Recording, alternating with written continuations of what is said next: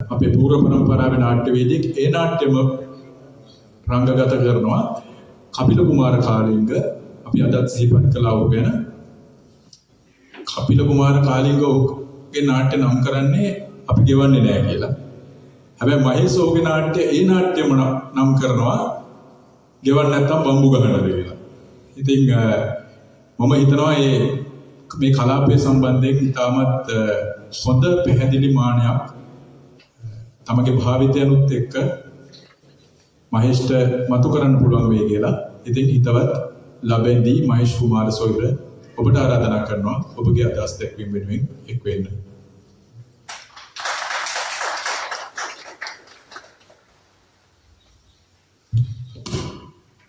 බොහොම ස්තුතියි මුලසනේ අපේ සහෝදරයට සහ අනිකුත් මේ දේශීය දේශකතුමාට ඒ වගේම මේ ප්‍රේක්ෂකාගාරයටත් බොහොම ස්තුතියි මෙච්චර අපිත් එක්ක රැඳිලා හිටියේකට මම පොඩි උත්සාහයක් කරන්නම් මේ ඩාඩිෆෝ කියන කෙනාව කොහොමද අපි වලට මේක පොත කියවනකොටත් ටිකක් තේරුම් ගන්න පොත කියවනකොටත් මේක පහසුවක් වෙයි කියලා මම හිතනවා. ඩාඩිෆෝ කියන කෙනාව කොහොමද අපි මේ ලෝක නාට්‍ය කලාවේ සහ මේ රංග කලාව විතර කොහොමද අපි ආව ප්ලේස් කරගන්නේ කියලා අපි කියන්නේ කට වශයෙන්ට යාව ස්ථානගත කරගන්නේ කොතනද කියන එක තමයි මම උත්සාහ කරන්නේ.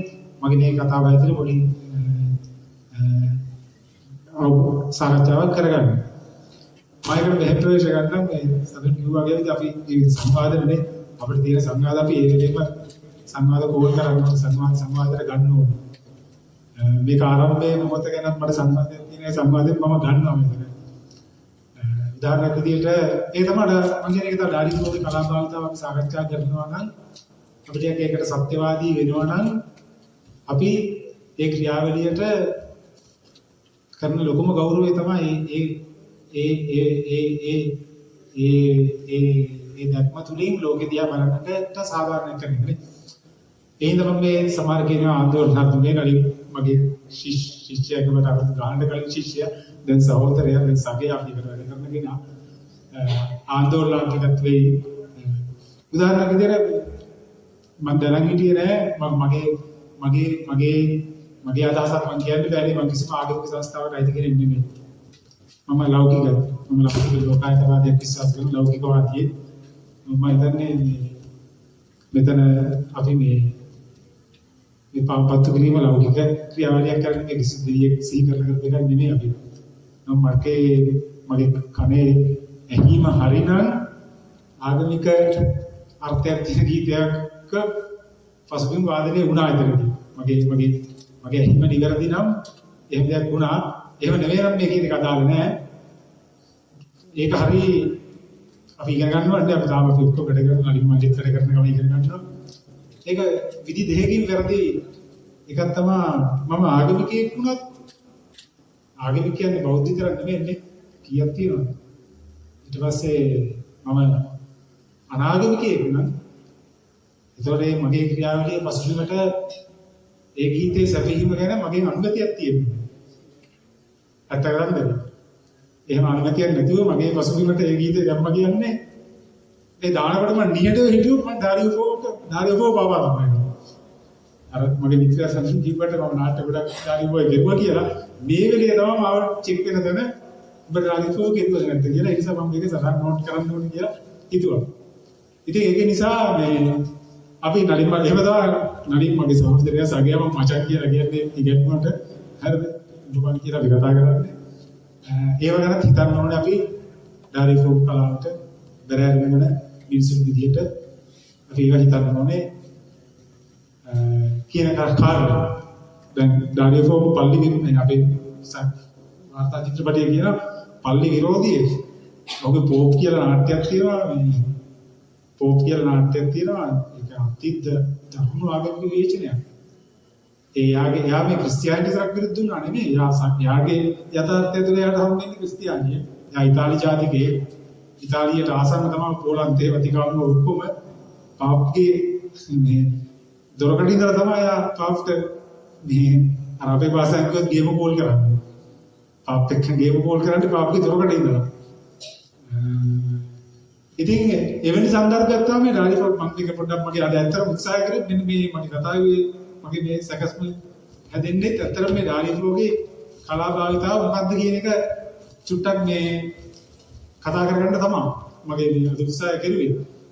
ඉතින් රාජපොත්ගේ නමුත් රාජපොත්ගේ මුල් යුගයේ නාට්‍යවල ඔහුගේ මේ මුල් යුගයේදී මේ ඔහුගේ නාට්‍යවල මේ ලොකුවට දේශපාලන නාට්‍යවේදී විදිහට නෙමෙයි ඔහු මේ සටහන් වෙන්නේ.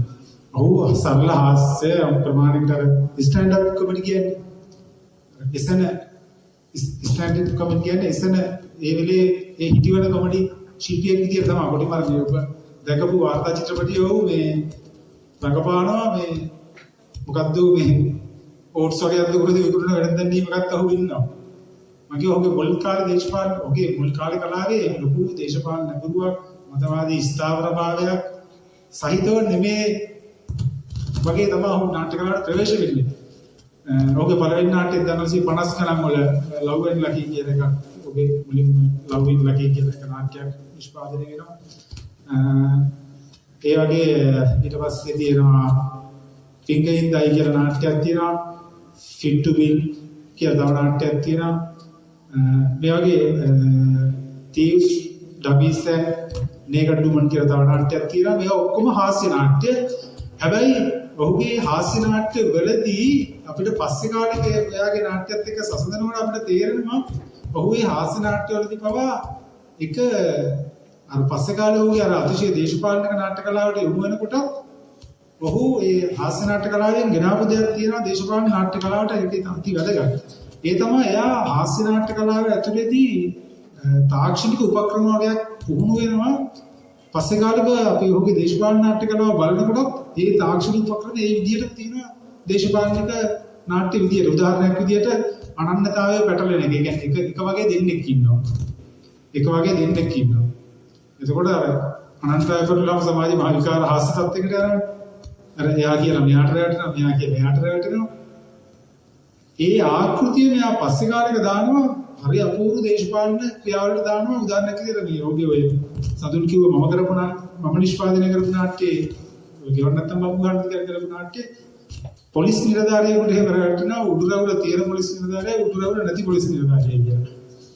ඒතර උඩුරවුල තියෙන පොලිස් නිලධාරියා සම්පූර්ණ ආණ්ඩු හිතවාදී කෙනා, උඩුරවුල නැති පොලිස් නිලධාරියා ආණ්ඩු විරෝධී කෙනා. එතකොට එයාට සම්මුඛවන කම්කරුවා දන්නේ එයාට උඩුරවුල විතරයි වෙනස තියෙන්නේ. දෙන්නම එක වගේ. මේගොල්ලෝ එක සැරයක් සුපර්මාකට් එකකට ගිහලා බඩු වගේක් උස්සන් එනවා. අර උඩුරවුල නැති පොලිස් නිලධාරියා කියනවා ෂා එක මරු උඹලා හැම තමයි කරන්න ඕනේ කියලා. පස්සේ ඌ ගිහිල්ලා එනවා උඩුරවුල තියෙන එක. දැන් මුන් හිතන්නේ උඩුරවුල තියෙන එක ආවේ මේ උඩුරවුල නැති එක තමයි දැනුත් ඉන්නේ කියලා ඌත් එක්කත් අර ඇත්ත කතා කරන්න යනවා.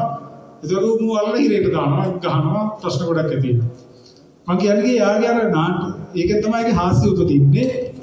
ඒ මුල් ලක්ෂණය යාගේ අර මේ සුකාන්ත නාට්‍ය කලාවේ තිබුණු ලක්ෂණය. අපි දැනට නිතර දකින කොමඩි නාට්‍යවල උපක්‍රම. උදාහරණයක් විදියට ඉඳගෙන ඉන්න කුඩු කඩාගෙන වැටෙන එක. මේ නලින් මල්ලිම මේ පරිවර්තනය කරලා තියෙන ඒ මගේ හස්බන්ඩ් කියන නාට්‍ය ඔයගොල්ලෝ කියවුවොත් තේරෙයි. අර මේ ගෙදරකට ඇතුල් වෙන හොරෙක් රිංගනවා මේ හදිසියෙ ගෙදර කට්ටිය එනවා කියලා දැනගෙන හොරා රිංගනවා අර ලොකු විශාල ඔරලෝසුවක් තියෙන ඔරලෝසුව යනවා ඔරලෝසුව ඇතුළට රිංගනවා. ඊට පස්සේ ගෙදර දෙන්න එනවා. එකලේ අර ඔරලෝසුවේ බට්ට වදිනවා ලොකු විශාල බට්ටේ. ඒ බට්ට ඔළුව ඇදලා ඇතුළේ ඉන්න ගාව එළියට වැටෙනවා.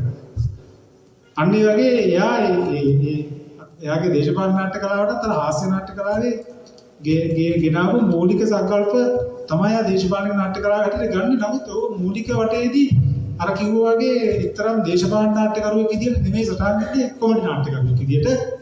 හැබැයි යාගේ ඔය පස්සේ කාලෙක එන දේශපාලන නාට්‍ය කලාවට එන හැරවුම් ලක්ෂණ ගැන ටිකක් විමසිල්ලෙන් ඒ කාලේ බැලුවොත් එයාව චෙක් කරගන්න පුළුවන් එක නාට්‍යයක් එයා 1960 වගේ කාලෙදී කරනවා එක නාට්‍යයක් බර්ටෝල් බ්‍රෙක්ට් කියන නාට්‍යවේදියාගේ ටාරියෝට කලින් අතරම ලෝක නාට්‍ය කලාවේ එවැනි සමාජමය ආරම්භණකින් දේශපාලන ආරම්භණකින් දෙවන්ත නාට්‍ය කලාවක් දී කරපු නාට්‍යවේදියා තමයි බර්ටෝල් බ්‍රෙක්ට්. බර්ටෝල් බ්‍රෙක්ට්ගේ නාට්‍යයක් තියෙනවා මේ ත්‍රිපෙනි ඔපෙරා කියලා.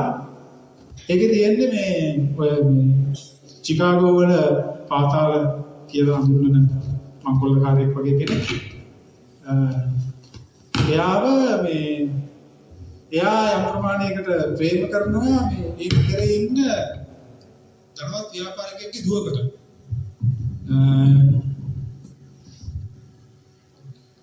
ඒ දුවට මේ ප්‍රේම කරනවා පස්සේ දුවත් එක්ක පැනලා යනවා.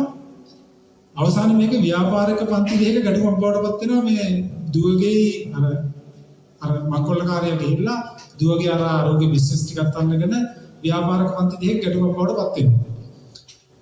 පස්සේ මේ දුවගේ තාත්තා අතරම එතනින් පස්සේ යන්නේ මේකේ මේ දරුවෝ හරිය මේ තමන්ගේ දුව අරන් ගිය ප්‍රශ්න නෙමෙයි. මේ අපිට නාට්‍ය බලනකොට පේනවා මේ ගෙඩි පිටින් ගැටෙන්නේ මේ මාමා බෑන ප්‍රශ්නයක් නෙමෙයි. දුව අරන් තාත්තා ගියේ ප්‍රශ්න නෙමෙයි ගැටෙන්නේ. අර ව්‍යාපාරික පන්ති දෙකේ ගැටුම තමයි මෙතන මේ තියෙන්නේ කියන්නේ. පස්සේ මේ අර මංකොල් අර අලුතෙන් පිළිවෙන අර යම් ප්‍රමාණයකට මේ කළු ආර්ථිකයකින් ගොඩනගෙන ව්‍යාපාර පන්තියේ නියෝජිත මැක්හිත් කියලා යනවා තියෙන්නේ. මැක්හිත් පොලිසියට අදලා මේ අර අනිත් නිල ව්‍යාපාරිකයෙක් එකතු වෙලා මැක්හිත් තමන්ගේ දුවගේ ස්වාමි පුරුෂයව පොලිසියට කොටු කරලා දෙනවා. කොටු කරලා දෙන වෙලේ මේ එයාව එල්ලුම් ගහට යවන්න හදනවා.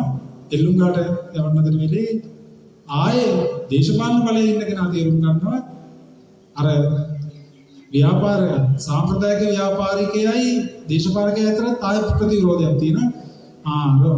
සාම්ප්‍රදායික ව්‍යාපාරික පන්තියේ ෂොට් එක දෙන්න හොඳ මේක තමයි මැක්කිත් කියලා එල්ලුම් ගහට යන රයිඩර් මැක්කිත් නිදහස් කරනවා. නිදහස් කරුවාට පස්සේ එතනින් පස්සේ නාට්‍ය එතනින් ඉවර වෙනවා. නමුත් ඒක මේ අපිට යුරෝපා ඉතිහාසයේ තියලා බලනකොට ඒක හරියටම සංසිද්ධියක් විදියට ගත්තොත් එමය හිට්ලර්ගේ අර මහා පාගමනෙන් පස්සේ යාව චාන්සලර් ධූරයටපත් කරනවා මේ ජර්මනියේ අගමැති යාව චාන්සලර් කෙනෙක් බවට පත් කරනවා. ඒ චාන්සලර් බවට පත් කරන තීරණය මොනතරම් දරුණු තීරණයක්ද කියන්නේ එතනින් පස්සේ ලෝක ඉතිහාස දෙවලෝක යුද්ධ කියලා වෙච්ච සංකල්පය අපි ඔක්කොම දන්න ඉතිහාසය. එතකොට මෙන්න මේ ආශ්‍රයේ තියෙන නාට්‍යයක් තමයි ඩාරියෝ ෆෝ අර බර්ඩෝග්ගේ පිටපතක් අරගෙන වෙනස් කරලා යා නාට්‍ය කරන්නේ. ඒ හින්දා අපිට අර යාගේ කොමඩි නාට්‍ය සුකාන්ත නාට්‍ය ගොඩාක් නැද්දී අපිට මුල් කාලේදී මෙයාව ටිකක් ඉන්දියක් තියෙනවා යාගේ මෙයාද මේ අර මං කිව්වාගේ ඔරලෝසුව බට්ටු වැදිලා ඔළුව කැරගෙන ඒවා මේ ඉඳන් ඉන්න පොටු කඩාවට නාට්‍ය කෙරුවට අපිට චූටි ඉන්දියක් තියෙනවා. යා එහෙම නෙමෙයි යාගේ පොඩි දේශපාලන දැනුමක් තිබුණා කියලා. නමුත් ඒක එළියට එන්නේ නිශ්චිත සංසිද්ධියක් ඉඳලා යුරෝපේ. ඒ තමයි යුරෝපයේ මේ ඔය දෙමළ යුද්ධයට මඟ පාදන විශාල ආර්ථික අර්බුදය යුරෝපයේ ඇති වෙන්නේ 1939 ගණන් වල 29 පස්සේ 1929 පස්සේ 35 දක්වා ඇති වෙන මේ ආර්ථික අර්බුදය තමයි මේ දෙමළ යුද්ධයටත් මඟ පාදන මහා ආර්ථික බවට පත් වෙන්නේ. පෞද්ගලික ලංකාවේ තුනෝගේ ආර්ථික අර්බුදය. එතකොට ඒ දෙමළ යුද්ධයේදී ඇති වෙන ආර්ථික අර්බුදය 1929 පස්සේ ලෝකේ ඉතා බරපතලම ආර්ථික අර්බුදය ඇති වෙන්නේ 1960 දශකයේ අගභාගයේ තමයි 64 65 කාලේ තමයි ලෝකේ දෙවෙනි ආර්ථික අර්බුදය දරුණු එක ඇති වෙන්නේ. මෙන්න මේ වෙලාවේ තමයි ඩාරියෝ කියන නාට්‍යවේදී ඇත්තටම මේ අර ඉතික් තිබුණු මේ හාස්‍ය නාට්‍ය ශිල්පියා යම් විදියක බරපතල බැලෑරුම් දේශපාලන නාට්‍යකරුවෙක් විදියට එළියට දක්වන මොහොත. ඒ ගැන මේ පස්සේ කාලේක ඩාරියෝගෙම මේ සඳුන් කියපු මම කරපු නාට්‍ය අපි ගවන්නේ කියන පිටපත ගෙවන්න නැත්නම් බබු ගන්න කියන නාට්‍ය. ඒ නාට්‍යය ඩාරියෝගේ බිරිඳ පෙරව ඒ නාට්‍ය පොත විදියට එළියට එනකොට ඒ පොතට ඩාරියෝගේ බිරිඳ පෙරව දාන්නට කියනවා. ෆ්‍රන්කාරාමි. ඒ ගැනත් කතා කරන්න ඕනේ. මේ ඔයගොල්ලෝ අර රූපරාම වල දැක්ක ප්‍රධාන නිතර වෙවුන නිලිය රංගන ශිල්පිනිය. ඇය ලියනවා පෙරවදනක්. ඒ පෙරවදනදී කියනවා වුන් මේ මෙන්න මේ ආර්ථික අර්බුදයේ වෙලේ 1964 ඇති වෙන මේ ආර්ථික අර්බුදයේදී මුළු ලෝකෙම තරුණ පිරිස් ශිෂ්‍ය පිරිස් වීදි බහිනවා. ලංකාවේ පෞද්ගලික දේශපාලන අරගලයේ වගේම තමයි ගෝල්ෆෙස් අරගලයේ වගේම තමයි වාඩිලාගෙන ඉන්නවා. අන්න ඒ සංසිද්ධිය 1968 මැයි ජූනි වෙනකොට යුරෝපේ පුරා පටන් ගන්නවා තරුණ ශිෂ්‍ය පිරිස් ජර්මනියේ ප්‍රංශයේ ඉතාලියේ එංගලන්තයේ වගේ ප්‍රධාන රටවල ඔක්කොගෙම ශිෂ්‍යෝ වීදි බහිනවා. ශිෂ්‍යෝ සහ තරුණයෝ. මෙන්න මේ වෙලේ මේ අර අපි ගන්න නාට්‍ය පෙරවදනේ සංකාරාමයේ සඳහන් කරනවා මහා රයන් මහා නොසන්සුන් රාත්‍රියක එදින එකපාරට නැගිටිනවා. එදින එකපාරට නිින්දෙන් අවදි වෙනවා. අපි මොකද කරන්න කියලා. ඊට මේ වාර්තා චිත්‍රපටියෙත් අර ඔයගොල්ලන්ට එන්නේ මේ අදහස තමයි වාර්තා චිත්‍රපටියෙත් වෙන්නේ ඒගොල්ලෝ තීරණය කරනවා ඒ රෑම අපි මේ නිශ්චිතව මකේක ඩාරිකෝ ගැන කතා කරලා අපිට හංගලා වටලා කතා කරන්න දෙයක් නැති එකක් කරා නිශ්චිත දේශපාලන ව්‍යාපෘතියක සමාජික කිදෙර යම් කලක් කටයුතු කරනවා. ඒකෙන් ඉවත් වෙන ඉඳන් හරි රසවත්. සහ ඔහුගේ නාට්‍යාවලියත් ඒ ඔහුගේ ඇත්ත ජීවිතයට සාපේක්ෂවම තමයි තියෙන්නේ. මෙන්න මේ වෙලේදී මේ ඩාලිය රෝසා ෆ්‍රාන්කා රෑ නිදියන් නැතුව මහරය අනුතු වෙලා කතා කරලා ඒ දෙන්නගේ භාෂාවෙන් අර අපි ගන්න නාට්‍ය ලියන පෙරවදන තියෙන්නේ අපි අපේම සටන සඳහා දැන් මේ කිව්වම පක්ෂපාතී හරි කෝ විවිධ කෝවල් වලට දාන්න පුළුවන් කරන්න දෙයක් නැහැ කෝකට රිච් නාට්‍යකාරයෙක් ගැන අපි කතා කරන්නේ අපි කැමති නැත්නම් එයා කෝකට පැනලා කරන්නේ. ඉතින් අපිට ඒකින්ද ඒ කතා කරන්න දෙනවා. ඒතකොට එයා කියනවා මේ නිශ්චිතවම එයා කියනවා මේ අපි රතු ජජයටදී පෙළ ගැහිමු කියලා රෙඩ් ෆ්ලැග් එක යටතේ පෙළ ගැහිමු කියලා එතන තීරණය කෙරුවා. හැබැයි මෙන්න මෙතනදී ඉතාල වැදගත්ම මේ දේ තමයි ඩාරියෝ ෆෝගේ සහ ෆන්කාරාමයේ නාට්‍ය කලාවේ ඒ දෙන්නා මේ ලංකාවේ බොහෝ මේ නාට්‍යකරු සහ කලාකරු කියලා කරනවා වගේ ඡන්ද කාලයකට මේ දේශපාලන පක්ෂයක පැත්තක් ගන්නවා ඒක නෙමෙයි. ඒ දෙන්නගේ මේ දේශපාලන තීරණයේ විසින් ඒ දෙන්න ආයේ Taman නියරුණු කලාව දිහාම ඉතා ගැඹුරු ආපසු හැරී ගැනීමක් සිද්ධ කරනවා. මෙතෙක් කල තමන් මං කියවනේ දෙන්න මුලින්ම අහම්බට වගේ බර්ටෝල් බ්‍රෙඩ්ගේ නාට්‍යයක් සුරින් කරලා යනකොට එදෙන්න මූලික වශයෙන් අර මේ කමඩි ආස්ජනක නාට්‍ය කරුව දෙන්නේ. ඒ දෙන්න මෙන්න මේ රටේ ලෝකේ ඇතිවන සංසිද්ධියේදී ඒ දෙන්න ගන්න තීරණයත් එක්ක ඒ දෙන්න ආපහු තමන්ගේම මෙතෙක්කල් කර පිටු වැඩේ දිහා හැරලා බලනවා මේ තමන්ගේම කමෙඩි නාට්‍ය කරනවා දිහා. ඒ බලනකොට ඒගොල්ලන්ට තේරෙනවා මේක තව ලේයර් එකක් ඇතුළට යන්න ඕනේ කියලා.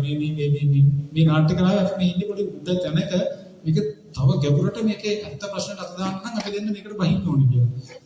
කියලා තමයි ඒ දෙන්න ඉතාලියේ සාම්ප්‍රදායික මේ ජනරංග කලාව ගැන ටිකක් ගැඹුරු අදහසකට යනවා.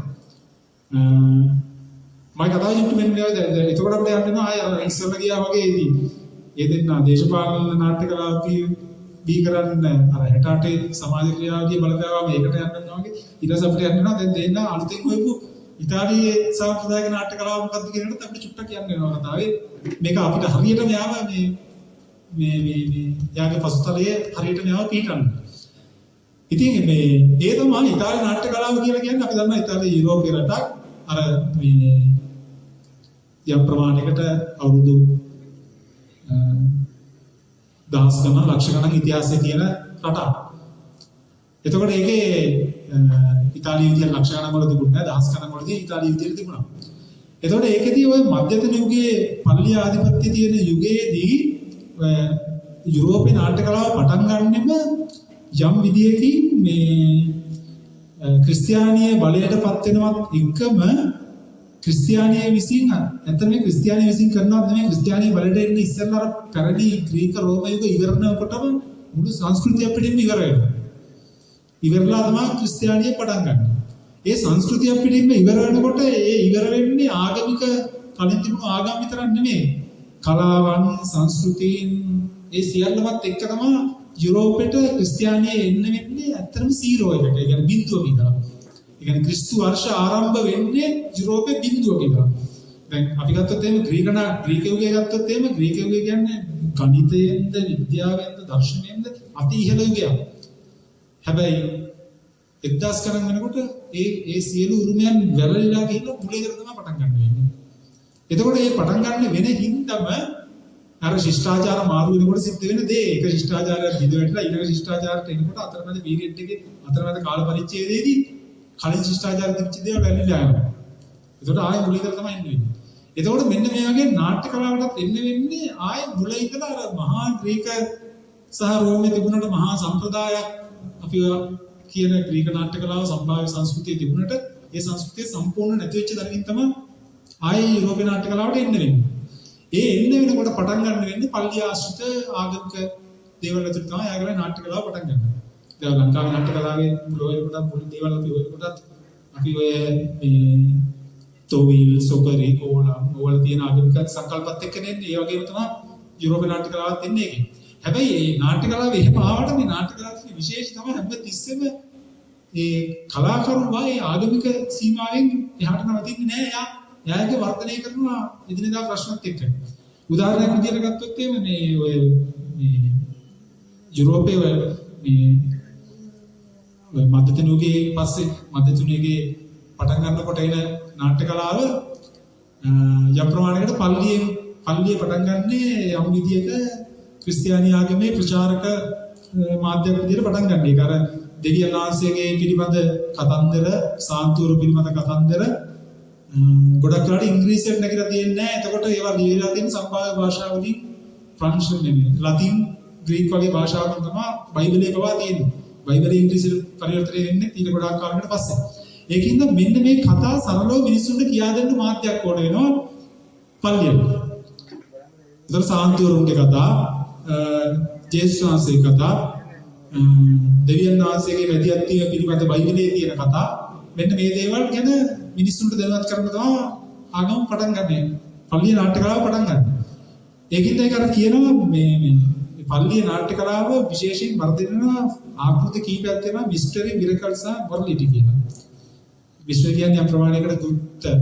ඒ කියන්නේ අපිට අපි දන්නේ නැති දෙවියන් වහන්සේ විතරක් දන්න හේතුවක් තියෙනවා. ඒ හේතු සම්බන්ධ දේවල්. මිස්ටරි කියන්නේ මිරකල් කියන්නේ ප්‍රාතිහාර්ය. දෙවියන් වහන්සේ විශේෂ අවස්ථාවල ප්‍රාතිහාර්ය කරනවා. ඒක තමයි නාට්‍ය කලාව තියෙන්නේ. පල්ලි වැඩ කරන නාට්‍ය කලාව. මොරලිටි කියන්නේ සදාචාරවාදී. ඒ කියන්නේ ක්‍රිස්තියානි ආගම විසින් මේ සදාචාර රීතීන් වගේ පිළිගන්න ඒව ප්‍රොමෝට් කරනවා පටන් ගන්නවා. උදාහරණයකට ඩාරිෆෝගේ මේකත් එක්ක තියෙන සම්බන්ධතාව ඩාරිෆෝ යන්නේ අර මහා අරුබුදයේ වෙලේදී මෙන්න මේ කලාව ගවේෂණය කරන්න. එතකොට එයා හොයා ගන්නවා මේක තියෙනවා කියලා පැරණි යුගයේ අර පල්ලියේ නාට්‍ය කලාව නැත්නම් විදිහට පල්ලියේ පසුගාමීනව නාට්‍යවේදී පල්ලියේ සීමා අතික්‍රමණය කරමින් වර්ධනය කරලා තියෙනවා කියලා එයා දැනගන්නවා. ඒ අතික්‍රමණය කරපු ඇත්තම ඒවල චිත්‍ර සටහනුත් තියෙනවා. ඒ පල්ලියේ නාට්‍ය කලාව විශේෂයෙන් මිස්ටරි විරකල් මොරලිටි නාට්‍ය කලාව ඇසුරින් දීවිච්ච නාට්‍යකරුවන්ව පස්සේ කාලේ වදක කණුවේ බැදලා ගිනි තියනවා. ඒවල චිත්‍ර සටහන් තියෙනවා ඩාරිෆෝගේ ඔය සම්බන්ධ තියෙන පොතේ තියෙන චිත්‍ර සටහන් වල පැරණි විත්ති රූපවල ෆොටෝස් වගේක් දාලා වදක කණුවේ බැදලා ගිනි තියනවා. ඒකට හේතුව තමයි මේක ආගම නාට්‍ය කලාව ඇතුළට පටන් ගත්තට මේගොල්ලෝ ක්‍රමයෙන් මේක වර්ධනය කරනවා. සියලුම ආගමික සංස්ථා සහ සමාජ සංස්ථා විවේචනය වෙන විදියට. උදාහරණයක් විදියට පරණ 1200 ගණන් වල තියෙන නාට්‍යයක් තියෙනවා. අර සදාචාරවාදී නාට්‍යයක්. ඒකේ නම ඒක සිංහලෙන් කිව්වොත් එහෙම ජේසුස්ගේ පළමු වන ප්‍රාතිහාර්ය කියලා. First miracle of young Jesus කියලා. ඒක තියෙන අර සුප්‍රකට කතාවක් මේ බයිබලයේ තියෙන කතාවක් අර මේ එක්තරා විවාහ මංගල උත්සවයකදී ජේසුස් වහන්සේ මරියතුමී ඊතර ඉන්නවා. ඒ දෙන්න ඉන්න විවාහ මංගලයකදී මදුපැන් මදි වෙනවා. ජේසුස් වහන්සේ කියනවා වතුර භාජන ගේන්න කියනවා. වතුර භාජන ටික ඔබ තියන්න කියනවා. වතුර භාජන වයින් කවුරු හවනවා.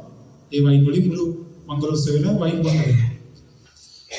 එතකොට මෙන්න මේ ආශ්‍රී වෙච්ච නාට්‍යයක් තියෙනවා. ඒ නාට්‍යෙදී දැන් අර පස්සේ කාලේ නාට්‍ය ශිල්පී සමත් වෙනවා මේකේ තියෙන්නේ දේශංශ වයින් වුණ දුන්න කියන එක තමයි. නමුත් ඒගොල්ලෝ එක ප්‍රශ්න කිරීමක් බවට පත් කරනවා අර යම් විදිහක දෙවියන් වහන්සේ දැන් පල්ලිය කියන්නේ මිනිස්සු ලෞකික විනෝද මාර්ග සපේ ගන්න එක වැරදි ලෞකික විනෝදයෙන් එක වැරදි කියලා නෙවෙයි ඒගොල්ලෝ කියන ජේසුස් වහන්සේ ලෞකිකව විනෝදෙච්ච කෙනෙක්. යා මේ මත්පැන් සෙවීදී මේ මත්පැන් දීලා ඒ නාට්‍ය විදිහට ජේසුස් වහන්සේ කරනවා මරියම් වතුමිට කුසලානියක් දෙනවා මේ මත්පැන් කුසලාන. එතකොට මෙන්න මේ සීමාවට දැන් මේ ප්‍රශ්න කිරීම ආවට පස්සේ පල්ලියකට නැටි ටක් ගාලා නාට්‍ය කලාව තහනම් කරනවා.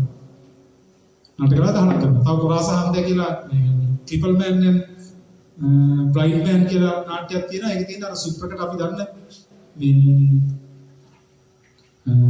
කකුල් දෙකෙන් යන්න බැරි කෙනෙකුයි ඇස් දෙක අන්ධ කෙනෙකුයි ගමනක් යන්න පටන් ගන්නවා. මේ කකුල් දෙක අහිමි කෙනාට පයි කියන්න බෑ, ඇස් දෙක අන්ධ කෙනාට තනියෙන් හොයාගන්න බෑ. රෑ කරවුඩ නැගලා කකුල් දෙක අහිමි කෙනා ඇස් දෙක අන්ධ කෙනාගේ කරවුඩ නැගලා ගමන යනවා. ඒතර සාම්ප්‍රදායික එකේ තියෙන්නේ මේ දෙන්න හම්බෙන්න යනවා. මේ ජේසුස්වංශය හම්බෙන්න යන්නේ මේ ප්‍රාතිහාර්ය නාට්‍යෙ. ප්‍රාතිහාර්ය බලාපොරොත්තුවේ ජේසුස්වංශයෙන් මේක සුව කරගන්නවා. නමුත් මේ නාට්‍ය ඇතුළේ ඩාරියෝෆෝම දක්වනවා 1200 ගණන් වලදී හම්බ වෙනවා පිටපතක්. ඒ පිටපත ඩාරියෝෆෝම උදාහරණයක් දක්වලා තියෙනවා. ඒ පිටපතේ ඊට සියුම්ම ගන්නවා අර ජේසුස් වහන්සේව කවදාරි හම්බ වෙනවා කියන මිත්‍යාවෙන් තමයි මේ දෙන්නව දිගටම තියාගෙන ඉන්නේ.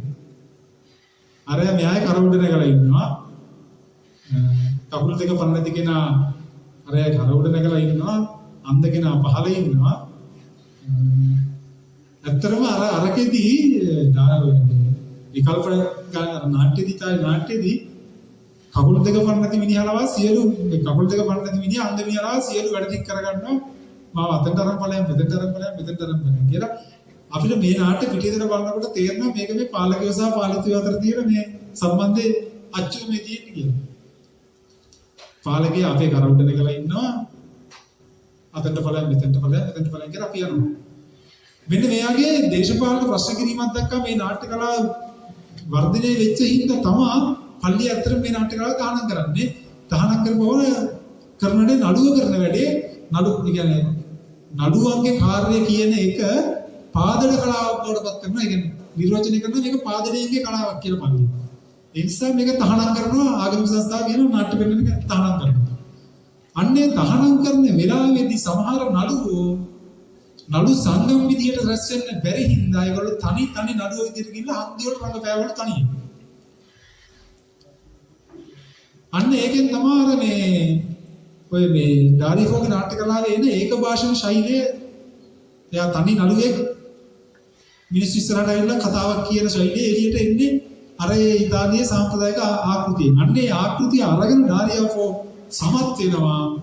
ඒවකට තිබුණු මුළු ඉතාලියේද යුරෝපයේද සියලුම දේශපාලන සංස්ථා ප්‍රශ්න කරන්න තනි නළුවෙක්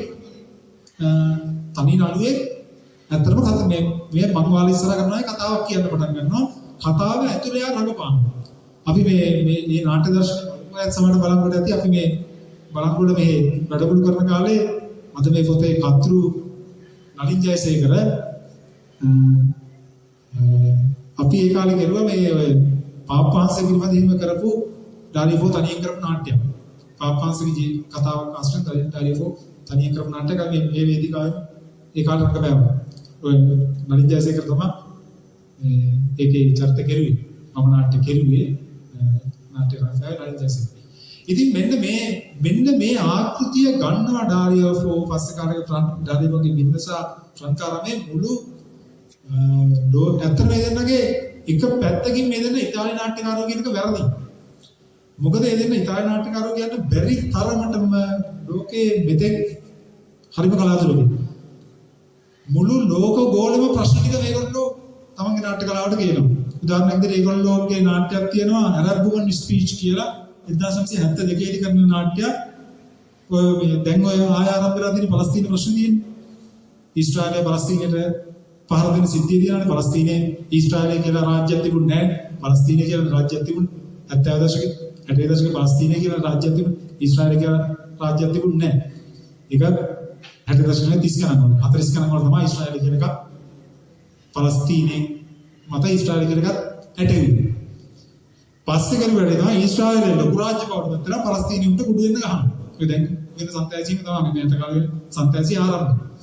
එතනදී ඩාරියෝෆෝ කරනවා Arab Woman Speech කියලා නාට්‍යයක්. ඒ පලස්තීන විමුක්තිවාදී සංවිධානයක හිටපු තරුණියන්ගේ කතාවක් තියෙන්නේ.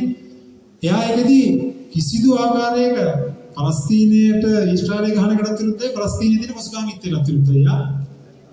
හරි ලස්සන කතාවක් මේක තියෙන්නේ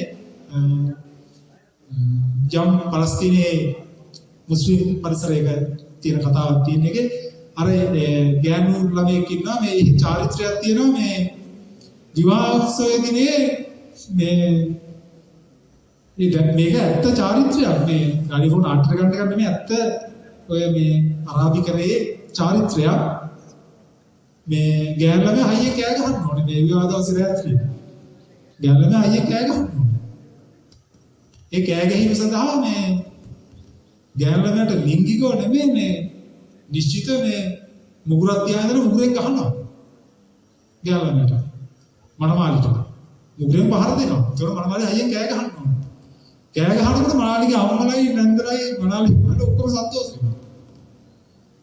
තනිකර පිරිමි ආධිපත්‍ය රඳු චාරිත්‍රයක්.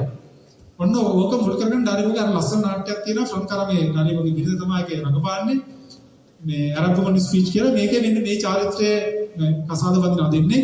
රෑ කියනවා පිරිමියා මේ අර චාරිත්‍රය ඉෂ්ට කරන්න ඕනේ දැන් මම ඔබට මේ පොල්ලෙන් තඩි බානවා කියලා. ගෑනු කියලා කියන මොනම කරත් ඒක මේ මම මොකටද කියලා සිගරට් ගන්න නෑ ඒක චාරිත්‍රයක්. මට නැත්තම් පුදුම ලැජ්ජාවක් ඇති වෙන්නේ නම් මං ඇඳට තඩි පාන්න තමසේ කෑ ගහනවා කියලා. යාර කරා කියන මොඩල් වීදි ලැජ්ජෙන්ද වැඩක්ද මම මේ මහා රජුගේ කෑ ගහන්න එක. දැන් දෙවස උපරිමව ගිහිල්ලා මේ ගෑය කියන ඔබට ඕන ගෙදර ගහලා ඔබ කෑ ගහපන් කියලා. මට නම් කෑ ගහන්න බෑ. ඊට පස්සේ මේ දෙන්නගේ සංවාදයේදී මේ දෙන්න ගහ ගන්නවා ගෑය කියන ළඟ තියෙන අර රෑ බොන්න තියෙන වතුර එක අරගෙන ගහනවා පිටින් එකක් මිනිස්සු එක ඔළුවට. මේ කාපුවම ඔළුව පැලනවා. මේ ඊට පස්සේ කරන්නේ රණ්ඩු ඇහිලා පඩිපෙළ නැගගෙන එනවා මේ මනමාලයාගේ පිටිමි කෙනාගේ ඥාති පාර්ශ්වයේ කට්ටිය නැගගෙන. ඇවිල්ලා අහනවා මොකද මේ කෑ ගන්න කිව්වා මේකෙ මට මේ තඩි බාන්න දෙන්නේ නැහැ කියලා කියනවා. ඊට යකෝතෝ අහන්නේම ඒ කියන්නේ මේ පසුගාමීත්වයේ තරම් බලන්නකො. යකෝතෝ පිරිමියෙක්ද කියලා අහන්නේ. මේ තඩි බාන්න දෙන්නේ නැහැ. ඊට කියලා මනමාලිගේ අම්මා ඒක කරන්නේ. කේදවාචික කියන්නේ මනමාලිගේ අම්මා තමයි කියන්නේ අයියන් දෙන්නට මනමාලයාගේ අල්ලගලින් ඔකිල් කියලා. ඇතර තියලා අල්ලගෙන මනමාලට කියන අර මුකුරන තඩි බාපුවා. ඊටසරා තල්ලාරාමයා ගෙදරින් තල්ලාරාමයා ගිහිල්ලා යා එකතු වෙනවා ඔය පලස්තීනයේ තියෙන විමුක්තිවාදී සංවිධානය. ඒක තමයි කතාව තියෙන්නේ. දැන් මේ නාට්‍ය ඇත්තටම ප්‍රාන්තරමේ ඔය එක කාලෙක මේ ඔය ගාසා තීරේ ඔය යුද ඇවිලෙන ප්‍රදේශයේ නාට්‍ය දර්ශනයකට ගියාම එහෙටම ගෑල්ලමක් අතරම කිව් ප්‍රශ්නයක් මේ තියෙන්නේ. මේ නාට්‍ය පෙන්වන්න නෙමෙයි යන්නේ ඒගොල්ලෝගේ වෙන නාට්‍යයක් පෙන්වන්න යන්නේ. ඊට පස්සේ එතනින් ගෑනු කෙනෙක් මෙයාගෙන් උද්‍යෝගයෙන් ප්‍රශ්න කරලා ලිපිනේ ඉල්ලගෙන කැසට් රෙකෝඩර් එකට ඒ කාලේ කැසට් නේ තියෙන්නේ වීඩියෝ මුකුත් නැහැ කැසට් තියෙන්නේ. කැසට් රෙකෝඩර් එක රෙකෝඩ් කරලා එවනවා ප්‍රන්කරණයට ඉතාලියට කැසට් එක. ඒ කැසට් එකේ තමයි ගෑල්ලමයි කතාව තියෙන්නේ. එතන ඒක තමයි ප්‍රන්කරණයේ රඟපාන්නේ. ඒතකොට මේ විදිහට මේ දෙන්න සමත් වෙනවා මුළු 70 දශකයේ මුළු මේ ලෝක සිතියමේ තියෙන හැම කලාපයකම තියෙන ප්‍රශ්න ටික මේ දෙකෙන් රන්නගේ නාට්‍ය කලාවට ගේන්න මේ දෙන්න උත්සාහ කරනවා. මෙන්න මේ උත්සාහයේ කූටප්‍රාප්ත නාට්‍ය හතරක් තියෙනවා. ඒ දෙන්නගේ ටිකක් දිග නාට්‍ය හතරක්. එකක් තමයි ඔය මමත් නිෂ්පාදනය කරපු ගෙවන් නැත්තම් බම්බු ගාන කරපු නාට්‍ය. අනිත් එක තියෙනවා knock knock who's there police කියලා. knock knock who's there police කියන්නේ ටක් ටක් ගෙදර කවුද අපි පොලිසිය කියන එක තමයි ඉංග්‍රීසි භාෂාවෙන්.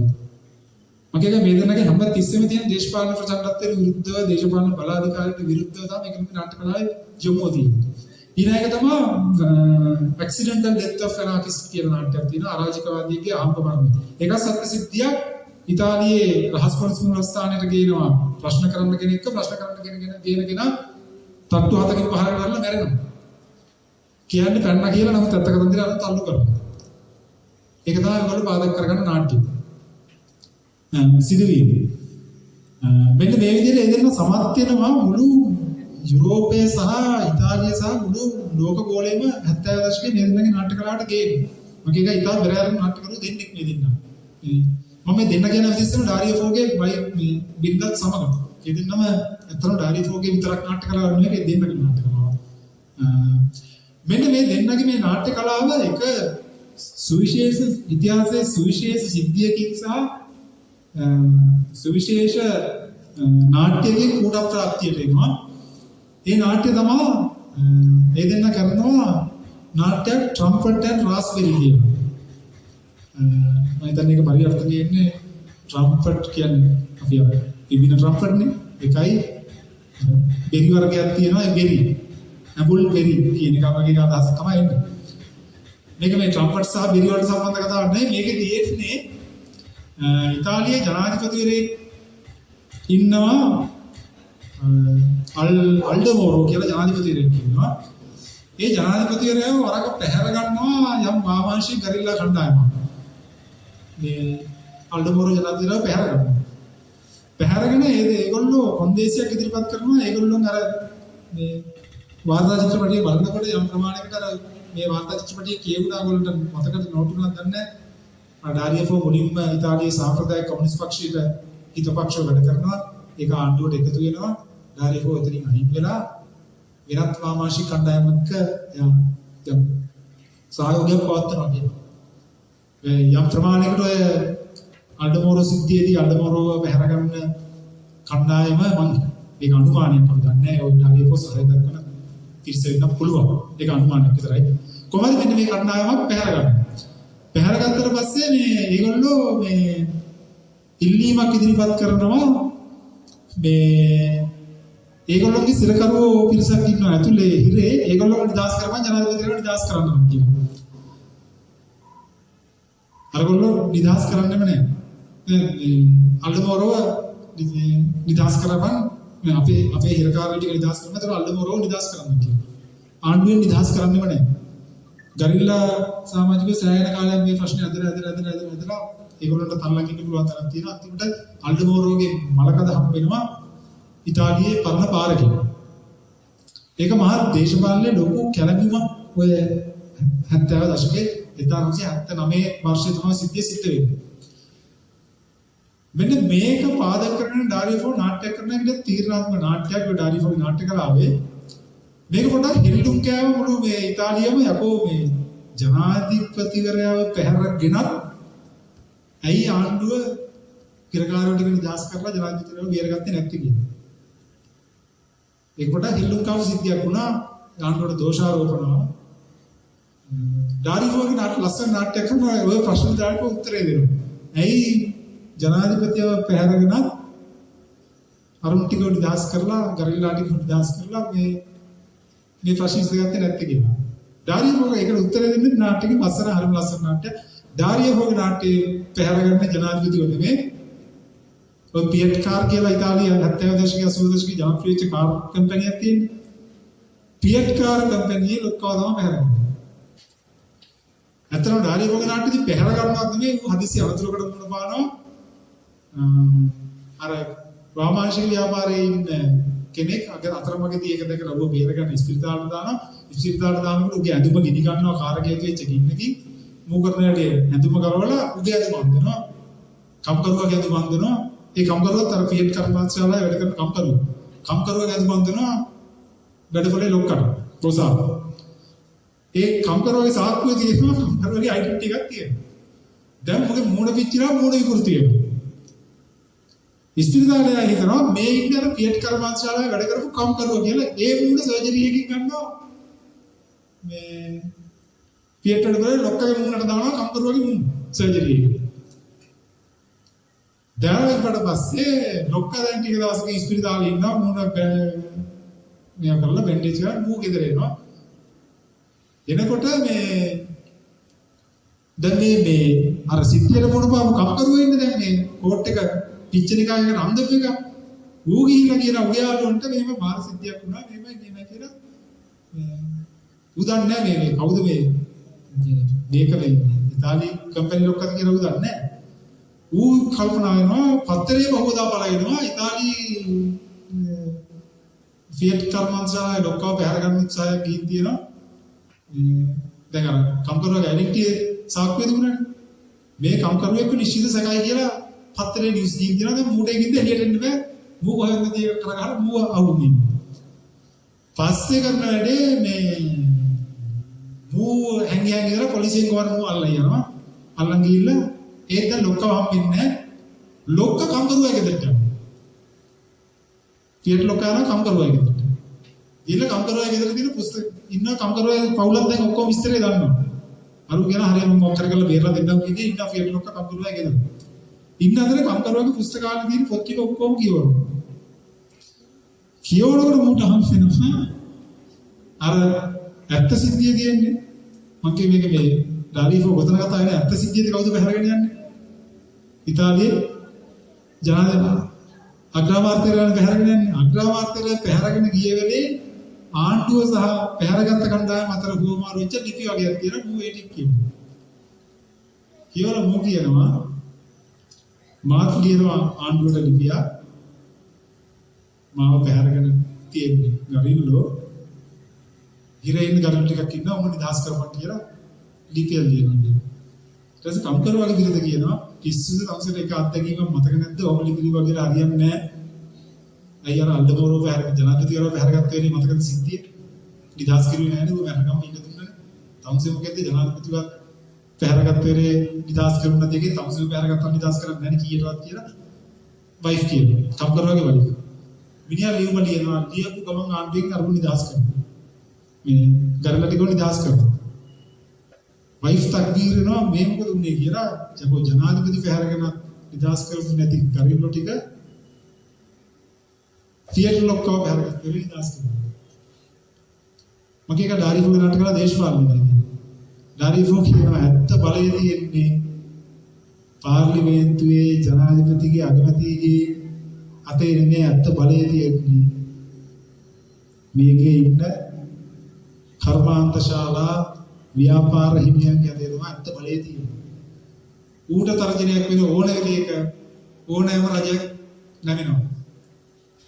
මේකේ ඉන්න ව්‍යාපාරිකයාට කර්මාන්ත හිමියට ව්‍යවසායකයාට ප්‍රශ්න වෙන වෙලාවෙදී ඕන රජයක් ඒකට නැවෙනවා. එයාලා ඩාරිෆෝ පෙන්නනවා රජය සහ මේ ඒක දේශපාලන පාසලෙන් ගොත් පන්තිය කියන රජය සහ පන්තිය අතර තියෙන සම්බන්ධය මොකක්ද කියලා වෙන්නන්නේ. හැබැයි මෙන්න මේ නාට්‍යයෙන් පස්සේ මේ ඩාරිෆෝ කරන නාට්‍යයේ මේ ඉතිහාස මේ සිද්ධියෙන් පස්සේ අත්තම කතන්දරේ තමයි ටිකක් ඉතාලියේ සහ ලෝකෙම ගන්නවා මේක ටිකක් ධර්ම විදියට ගන්නවා මේ ගරිල්ලා ව්‍යාපාර වල ප්‍රශ්න අරගෙන ගරිල්ලා ව්‍යාපාර සුද්ධ කරලා දානවා. 70 දශකයේ තිබුණු ගරිල්ලා ව්‍යාපාර ඔක්කොම 85 වෙනකොට සුද්ධ කරලා දාලා ඉවර කරනවා. මම මේ ඩාරිෆෝ නම් මේ නලින්ගේ පොතට එන්නේ දැන් ඔයාලා මේ පසුබිම කියාගෙන එතකොට 80 දශකයේ විශේෂයෙන් 85න් පස්සේ ඩාරිෆෝගේ නාට්‍ය කලාව විරස් වීම සම්පූර්ණ වෙනස් මාර්ගයකට එයාගේ නාට්‍ය කලාව පරිවර්තනය වෙනවා. එයාගේ අර පොල් කාලේ තිබුණු දේශපාලන තේමා විතරක් නෙමෙයි එතනින් වෙනත් ආකාරයේ තේමාවකට ඒගොල්ලෝ එයා යන්න උත්සාහ කරනවා.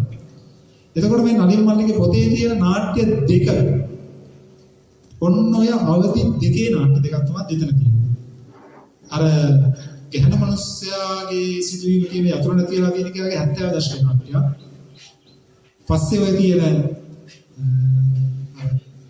කොරාගෙට පයින් සිද්ධිය යාගේ 80 දශකයේ නාට්‍ය. එතකොට 80 දශකයේ නාට්‍යදී අර සිද්ධියෙන් පස්සේ ලෝකෙම ඇති වෙන තත්ත්වයක් එක්ක තවදුරටත් ඇත්තටම මේක ලෝකෙම සම්මුතියකින් වගේ ආයේ විකල්ප දේශපාලන ව්‍යාපාර වලට විකල්ප සමාජ ව්‍යාපාර වලට මානසික ව්‍යාපාර වලට ගරිල්ලා ව්‍යාපාර වලට ගිවිසුම් සහගතවම ඉඩ තියන්නේ නැහැ ලෝකේ. ඒගොල්ලෝ ඒක හිසරදයක් කියලා අරගෙන 80 දශකයේ වල ඒක සුද්ධ කරලා දාන ඉතිහාසයක් තමයි තියෙන්නේ. අන්න ඒක උඩ ඩාරිෆෝගේ මාතෘකාව වෙනස් වෙනවා. එයාගේ අර තිබුණු මුල් කාලේ මේ පොත ඇතුලේ තියෙන නාට්‍ය දෙකක් දෙවිදියක් තියෙන්නේ ඒකයි. අර මුල් කාල නාට්‍ය වල දැක්කම ඒකේ කර්මාන්තශාලා හිමියෙකුට හැමතිස්සෙම අභියෝග කරනවා. කර්මාන්තශාලා හිමියෙකුට අපේ ලොක්කා හැමතිස්සෙම නම් කියන්නේ මෙහෙමයි කියනවා අර යතුරු නැති වෙච්ච කාන්තාව. හැබැයි දෙවෙනි නාට්‍යයෙන් උඩ තියෙන්නේ එවැනිම ප්‍රශ්නයක් නෙමෙයි. ඩාරිෆෝට ඒකට හේතුව තමයි යාගේ අර කාලයේ සිද්ධ වෙන වෙනස ඒ සමාජ ක්‍රම දෙකේ ඇති වෙන වෙනස. මෙන්න මේ වෙනස හින්දා ඩාරිෆෝගේ නාට්‍ය කලාවෙත් වෙනසක් ඇති වෙනවා. ඉතින් මම මේ ඔයාලට කිව්වේ ඒකයි මේ නාට්‍ය දෙක අපිට හරියට තේරුම් ගන්න පාසු වෙන්න මම මේ වලදී අපේ මේ ප්‍රමාණවත් තොරතුරු ටිකක් කිව්වේ. ඉතින් මේ කොහොමද මේ වෙලාවත් මේකේ යන හින්දා මම කතාවේ අවසාන භාගයට එන්නම්. ඒකමයි දැන් නලින් මගේ සහෝදර ශිෂ්‍යයාට ඒක ප්‍රයෝජනවත් වෙයි. දාරියෝගේ නාට්‍යවල ඉතා වැදගත්ම එකක් තමයි එයාගේ නාට්‍යයේ භාෂාව. නලින් එක සෑහෙන උත්සාහයක් දරලා තියෙනවා.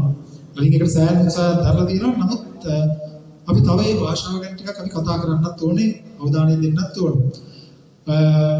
දාරියෝ ගැන ටිකක් ලංකාවේ ගැඹුරු හැදෑරීමක් තියෙන කෙනෙක් තමයි ආචාර්ය සෞමිනේනගේ ටිකක් යා දාරියෝ ගැන පොත් කීපයකට පරිවර්තන කරලා තියෙනවා. එයාගේ එක කෘතියක තියෙනවා ඔය ඩාරියෝෆෝ වැඩමුළු කියන පොතේ තියෙනවා එයා දක්වනවා ඩාරියෝෆෝ දැන් අපි මෙන්න මේ දේවල් කිව්වට පස්සේ මේ හොඳ ප්‍රවේශය අපිට පොඩ්ඩක් හිතන්න ඩාරියෝෆෝ කියන්නේ පොඩ්ඩක් මේ පැතලි හැමතිස්සෙම දේශපාලනය ගැන කතා කරන දේශපාලනයට විතරක් නොඳු මිනිහෙක් එක්ක සැකයකුත් එනවා. නමුත් මේ සෞමිනේනගේ මහාචාර්ය සෞමිනේනගේ මේ ලියන පොතේදී ඒ ගැන කියනවා ඩාරියෝෆෝගේ මේ නාට්‍ය කණ්ඩායම ඇතුළේදී දාරියෝ හැමතිස්සෙම මේ කතා කරන්න කැමති මාතෘකාව මොකක්ද කියලා ඒ සෞන්දර්යයේ පරිවර්තන කරන පොතේ කියවෙනවා. ඒ පොත මහාචාර්ය රෙනේ ජෙන්කින්ස් කියලා ඇමරිකන් මහාචාර්යවරයෙක්ගේ පොතක්. ඒක පරිවර්තනය තමයි ඇසුරින් තමයි සෞන්දර්යයේ කතාව කියන්නේ. රෙනේ ජෙන්කින්ස් කියන කෙනා දාරියෝගේ නාට්‍ය පරිවර්තනය කරපු ප්‍රකට පරිවර්තකයෙක්. දාරියෝගේ නාට්‍ය පරිවර්තනය කරපු අයගේ රෙනේ ජෙන්කින්ස්ගේ පරිවර්තන තමයි සාමාන්‍ය පිළිගන්නේ ඉංග්‍රීසියට පරිවර්තන. දාරියෝ ඉතාලියනේ. නමුත් ඒක ඉංග්‍රීසියට දාපු අයගෙන් රෙනේ ජෙන්කින්ස්ගේ පරිවර්තන තමයි පිළිගන්නේ ලෝකෙ. ඒකට හේතුව තමයි රෙනේ ජෙන්කින්ස් එක්තරා ඔය යුරෝපේ නාට්‍ය දර්ශනයේ තියෙන සිසිල දර්ශනය, වසන්ත දර්ශනය කියලා එහෙමයි තියෙන්නේ. ඒ කියන්නේ වසන්ත කාලයේ පුරාවටම නාට්‍ය දර්ශන. සිසිල කාලේ ඒගොල්ලෝ නාට්‍ය වැඩි පුර යන්න බැරි හින්දා ඔය අයිස් හිම කතන්දරෙත් එක්ක නාට්‍ය දර්ශන අවලංගු වෙනවා. එතන වසන්ත දර්ශනේ, ග්‍රීස්ම දර්ශනේ එහෙම කියලා තමයි ඒගොල්ලෝගේ දර්ශන තියෙන්නේ. මෙන්න මේ එක ඍතුවක් පුරාවටම දාරියෝගේ නාට්‍ය කණ්ඩායමත් එක්ක මේ රෙනේ ජෙන්කින්ස් මේ සංචාරණය කරනවා. සංචාරය කරනවා. එතකොට එයා ඊටාම මේ දාරියෝත් එක්ක කිට්ටුවෙන් සංවාද වලට යනවා, සංවාද වලට පැටලෙනවා. දාරියෝගේ නාට්‍ය කණ්ඩායමත් එක්ක කරන සංවාද මොනවද කියලා අහගෙන ඉන්න. එයා කියනවා දාරියෝ කතා කරන්න කැමැතිම මාතෘකා දෙක එයා ඒ කෘතිය කියනවා. ඒක අති වැදගත් මට ඉතින් ලංකාවේ නාටකෝ නිෂ්පාදනය කරනවා නම් හෝ ඩාරියෝ පරිවර්තනය කරනවා නම් ඉතාම වැදගත් ඉඟි දෙකක් ඒකේ තියෙනවා.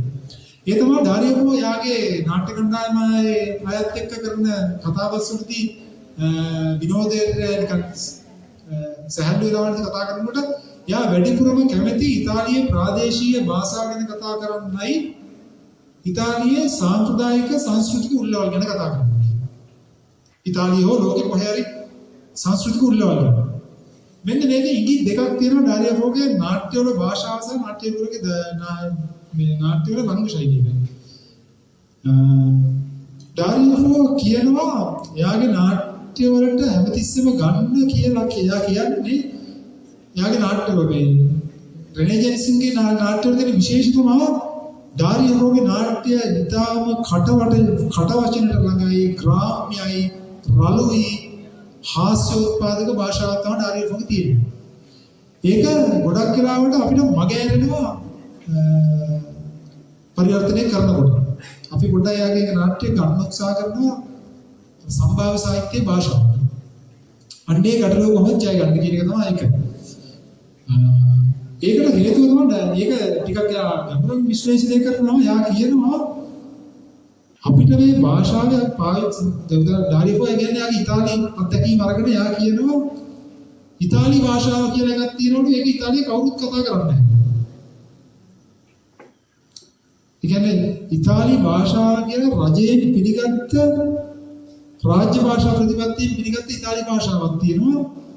හරිම අච්චු සහගතයි, හරිම ආකෘතිගත භාෂාවක් ඒක.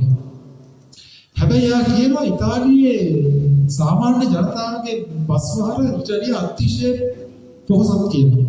ඒ කියන්නේ මම වලට මේ සිංහල භාෂාවේ තියෙන වචන කිව්වොත් නිකම් මම මේ එක සෙනික ආපෝචනය මම කලින් ප්ලෑන් කරගෙන ආපෝචනේ බාගදා කියන වචනේ ගන්නකෝ කොයිතරම් දැන් බාගදා කියනකොට සමහර විට වගේ කියනකොට බාගදා කියලා කියන්නේ නේද?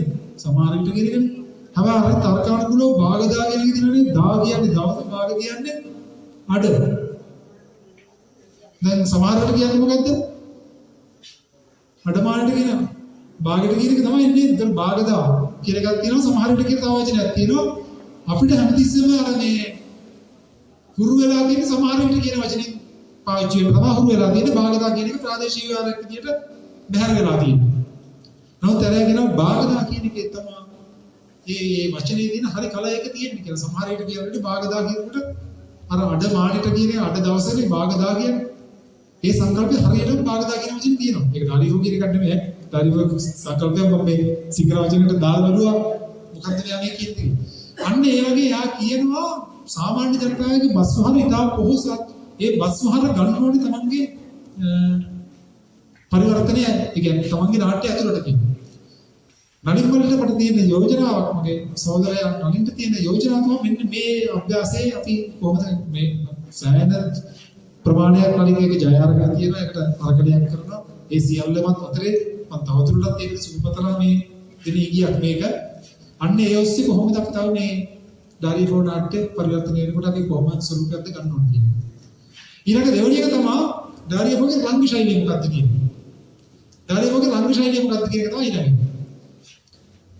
ඩාරිෆෝගේ රංග ශෛලියෙන් ඒ වගේම යා කියන්නේ යම් ප්‍රමාණයකට අර අපි නාට්‍ය කියලා දකින සාම්ප්‍රදායික සිවිල් ආකෘති වලින් බැහැර වෙලා පොදු ජන ආකෘතියක් ගන්න ඕනේ කියන්නේ. මෙන්න මේ කාරණා දෙක කොහොමද අපි සාක්ෂාත් කරගන්න ඉෂ්ට කරගන්න කියන එක තමයි ගැටලුව තියෙන්නේ. ඉතින් බොහොම මම වෙලාවුත් ගත්තා. මම කතාවත් මට ඕන දැන් මම ගෙනාවා. ඒ නිසා මම කියන්නේ අනිත් මේ නාට්‍ය නිෂ්පාදනය කරන්න, තව නාට්‍ය පරිවර්තනය කරන්න. මේ නිෂ්පාදනය කරන නාට්‍යදී අපි කල්පනාකාරී වෙනවා ඩාරිෆෝ කියන්නේ රංග රටාව කොහොමද අපි අපේ නාට්‍යට ආදේශ කරගන්න කියලා. ඒ වගේම මම කියනවා තව නාට්‍ය පරිවර්තනයකට යන්න. ඒක ඩාරිෆෝගෙන් වෙන්න ඕනේ නැහැ. තවත් වගේ නාට්‍යකරුගේ වලට යන්න පුළුවන්. ඒ යනකොට හිතන්න අර ඩාරිෆෝ නාට්‍යයක් නොවුනත් ඩාරිෆෝ කියන භාෂාවේ දේශපාලන ගැටලු අපි කොහොමද අලුත් අදහස් කියන්න පුළුවන් ප්‍රේක්ෂකයාට අලුත් ප්‍රේක්ෂකයාට අමතන්න පුළුවන් භාෂාවක් හොයාගන්න කියන්නේ. ඉතින් මෙන්න මේ කාරණා දෙක මතු කරගෙන මම කතාව නවත්තනවා. අපි ඊට අමතරව ප්‍රේක්ෂකයාගෙන් මාරි සාකච්ඡාවක් තියෙනවා. සාකච්ඡා කරමු. බොහොම ස්තුතියි. ඒක සාර්ථකයි.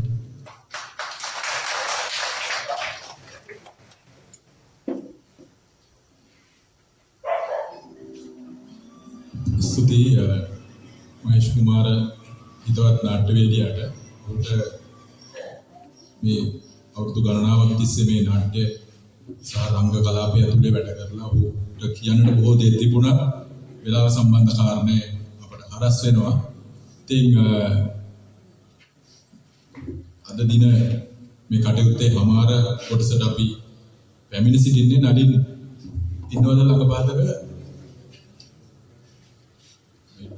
ලයිට් එක මුණට ගාලා නිසා වෙන්නේ. හරි. මේ අපි සංවාදයක මේ කෘතිය සහ මොකක් හරි බැඳුණු දේවල් සම්බන්ධයෙන් අපිට සංවාදයක් සදා කාලෙ වෙන් කරලා තිබුණා. නලින් අපිට තව කාලෙ ගන්න පුළුවන්ද අපේ මේ තියෙන තත්ත්වයට එක්ක කියලා ප්‍රශ්නයක් තියෙනවා.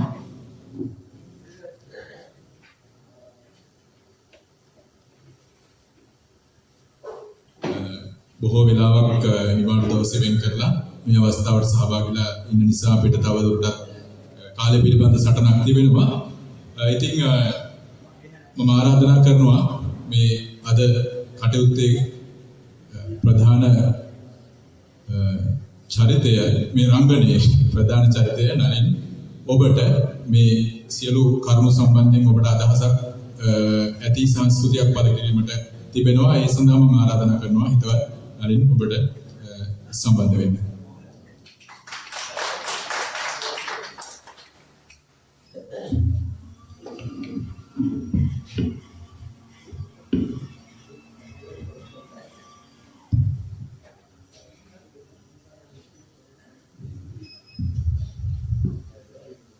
රගහලක් නගරේ සංස්කෘතික මධ්‍යස්ථානයේ පැමිණි ඔබලගෙන් ගොඩක් සතුටු වෙනවා. මම කෙටියෙන් ස්තුති කතාව විදිහට කරන්න ඊට පස්සේ අපි අදහස් දැකීමකට පුළුවන් අයිටක් ගමු. විලියම් ස්තුතිවන්ත වෙනවා. මේ අවස්ථාවට මේ පොත මුද්‍රණයට මුලින්ම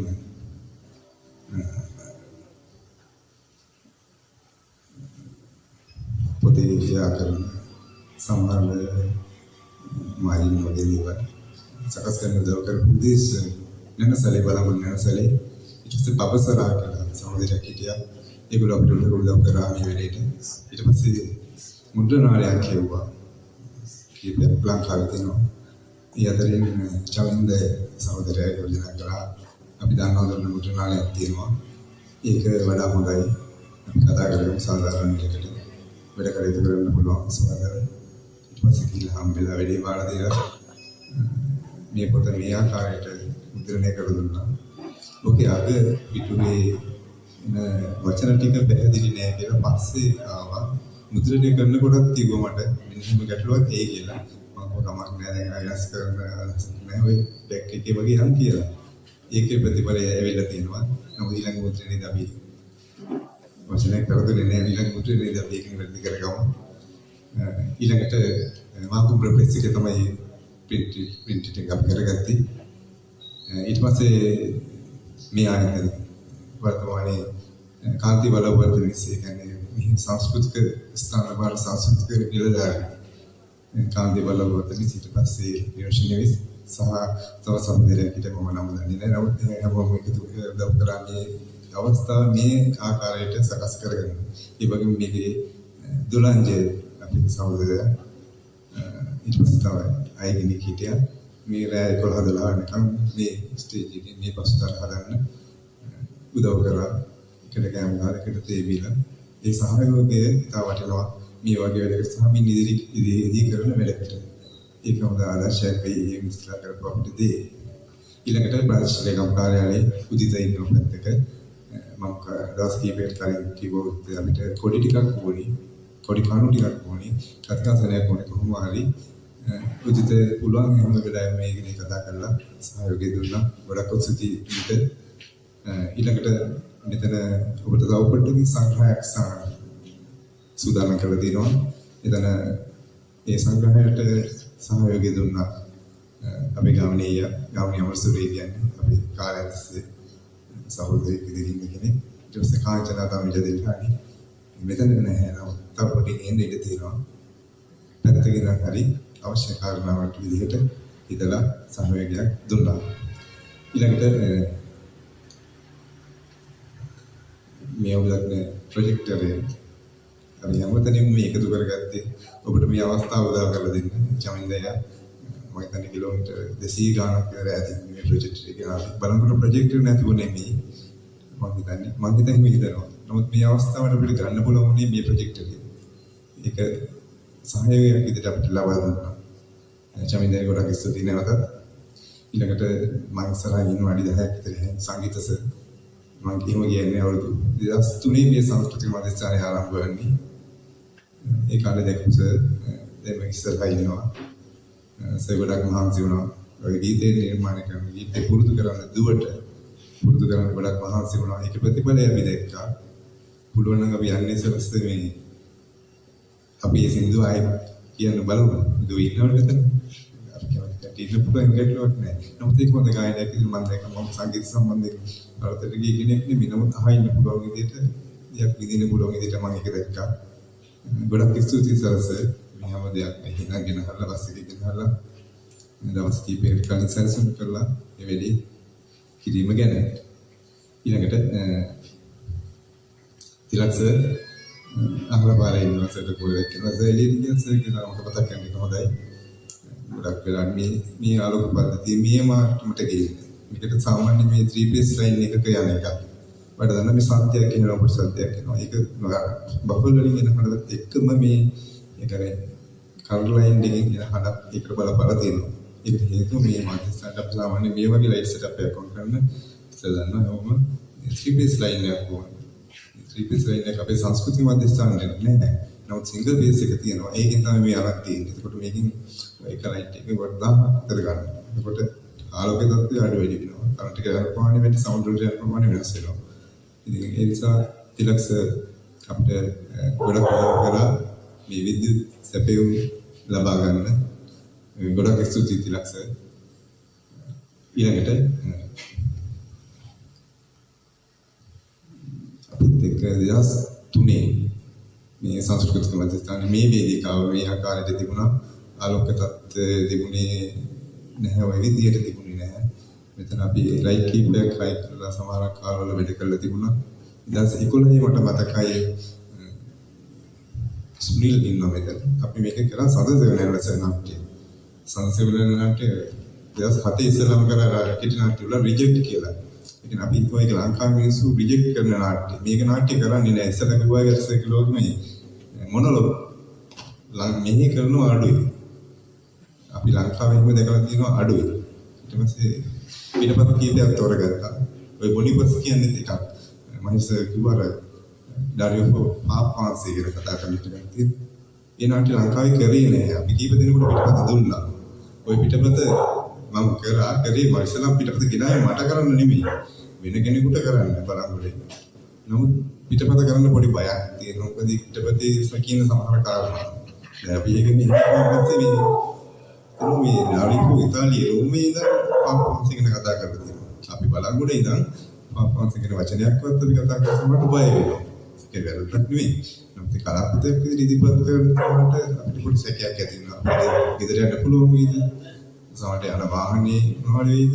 ඔය විදිහට. නමුත් ඒ වැඩේ කළා. ඊට පස්සේ ඒකට කරේ ඔක්කොම මොකද රිජෙක්ට් කරපු නාට්‍ය. කට්ටිය ප්‍රතික්ෂේප කරපු නාට්‍ය කීපයක් අපි එකතු කරලා මේ සංස්කෘතික විමර්ශනයේ මෙතන මේ උඩ තියෙන ගෝණි ටික එහාට මෙහාට කරලා කාලයකදී අපි අභිරූපණයක් කරා. act without words කියලා. ඒක මේ සැම්පල් ටිකක් කියන්නේ අභිරූපණය.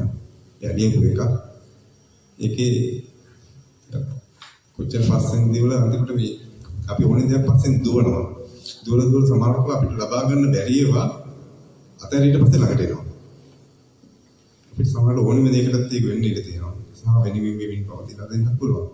ඒ ඔන්න වෙන අර්ථයකින් අභිරූපණයක් කරා මේ ස්ටේජ් එකේ නූල් 8ක් 12ක් විතර එල්ලලා.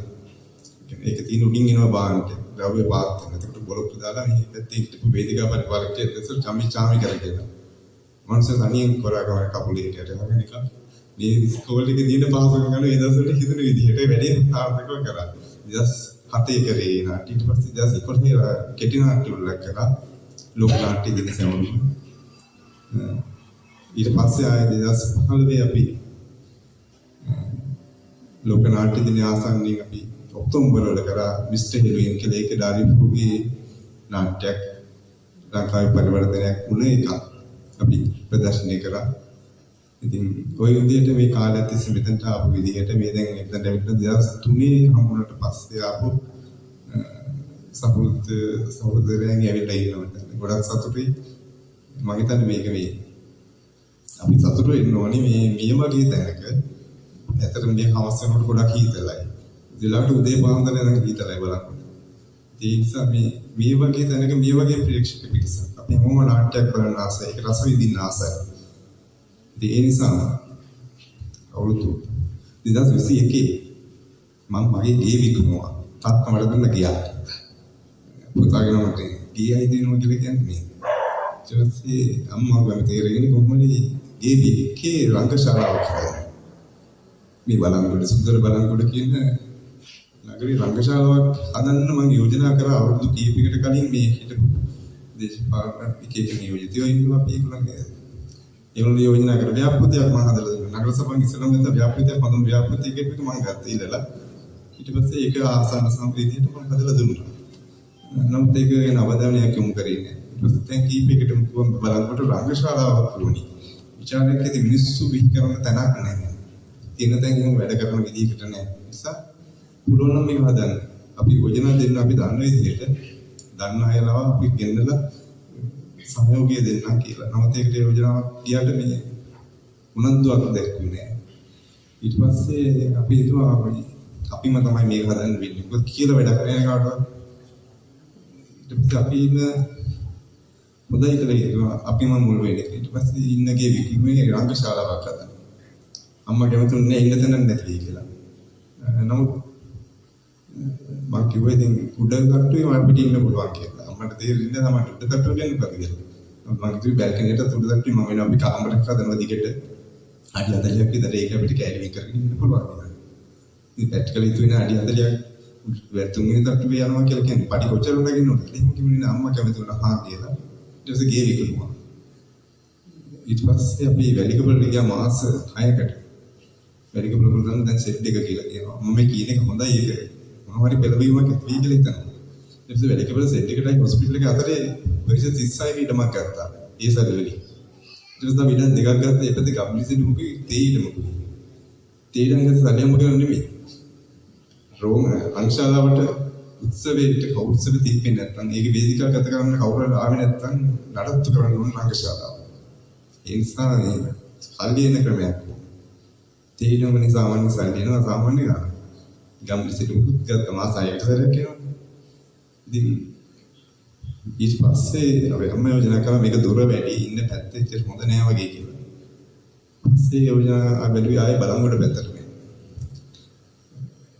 මේ පරිවර්තන ඩාරිෆෝගේ නාට්‍ය කරපු එක WS Jayasinghe sir. WS Wijesinghe sir නැති වුණා. ඒක දවසක් කිව්වා මේ ඕනෙම දෙයක් ඇති වෙන්නේ නගර වලින් කියලා.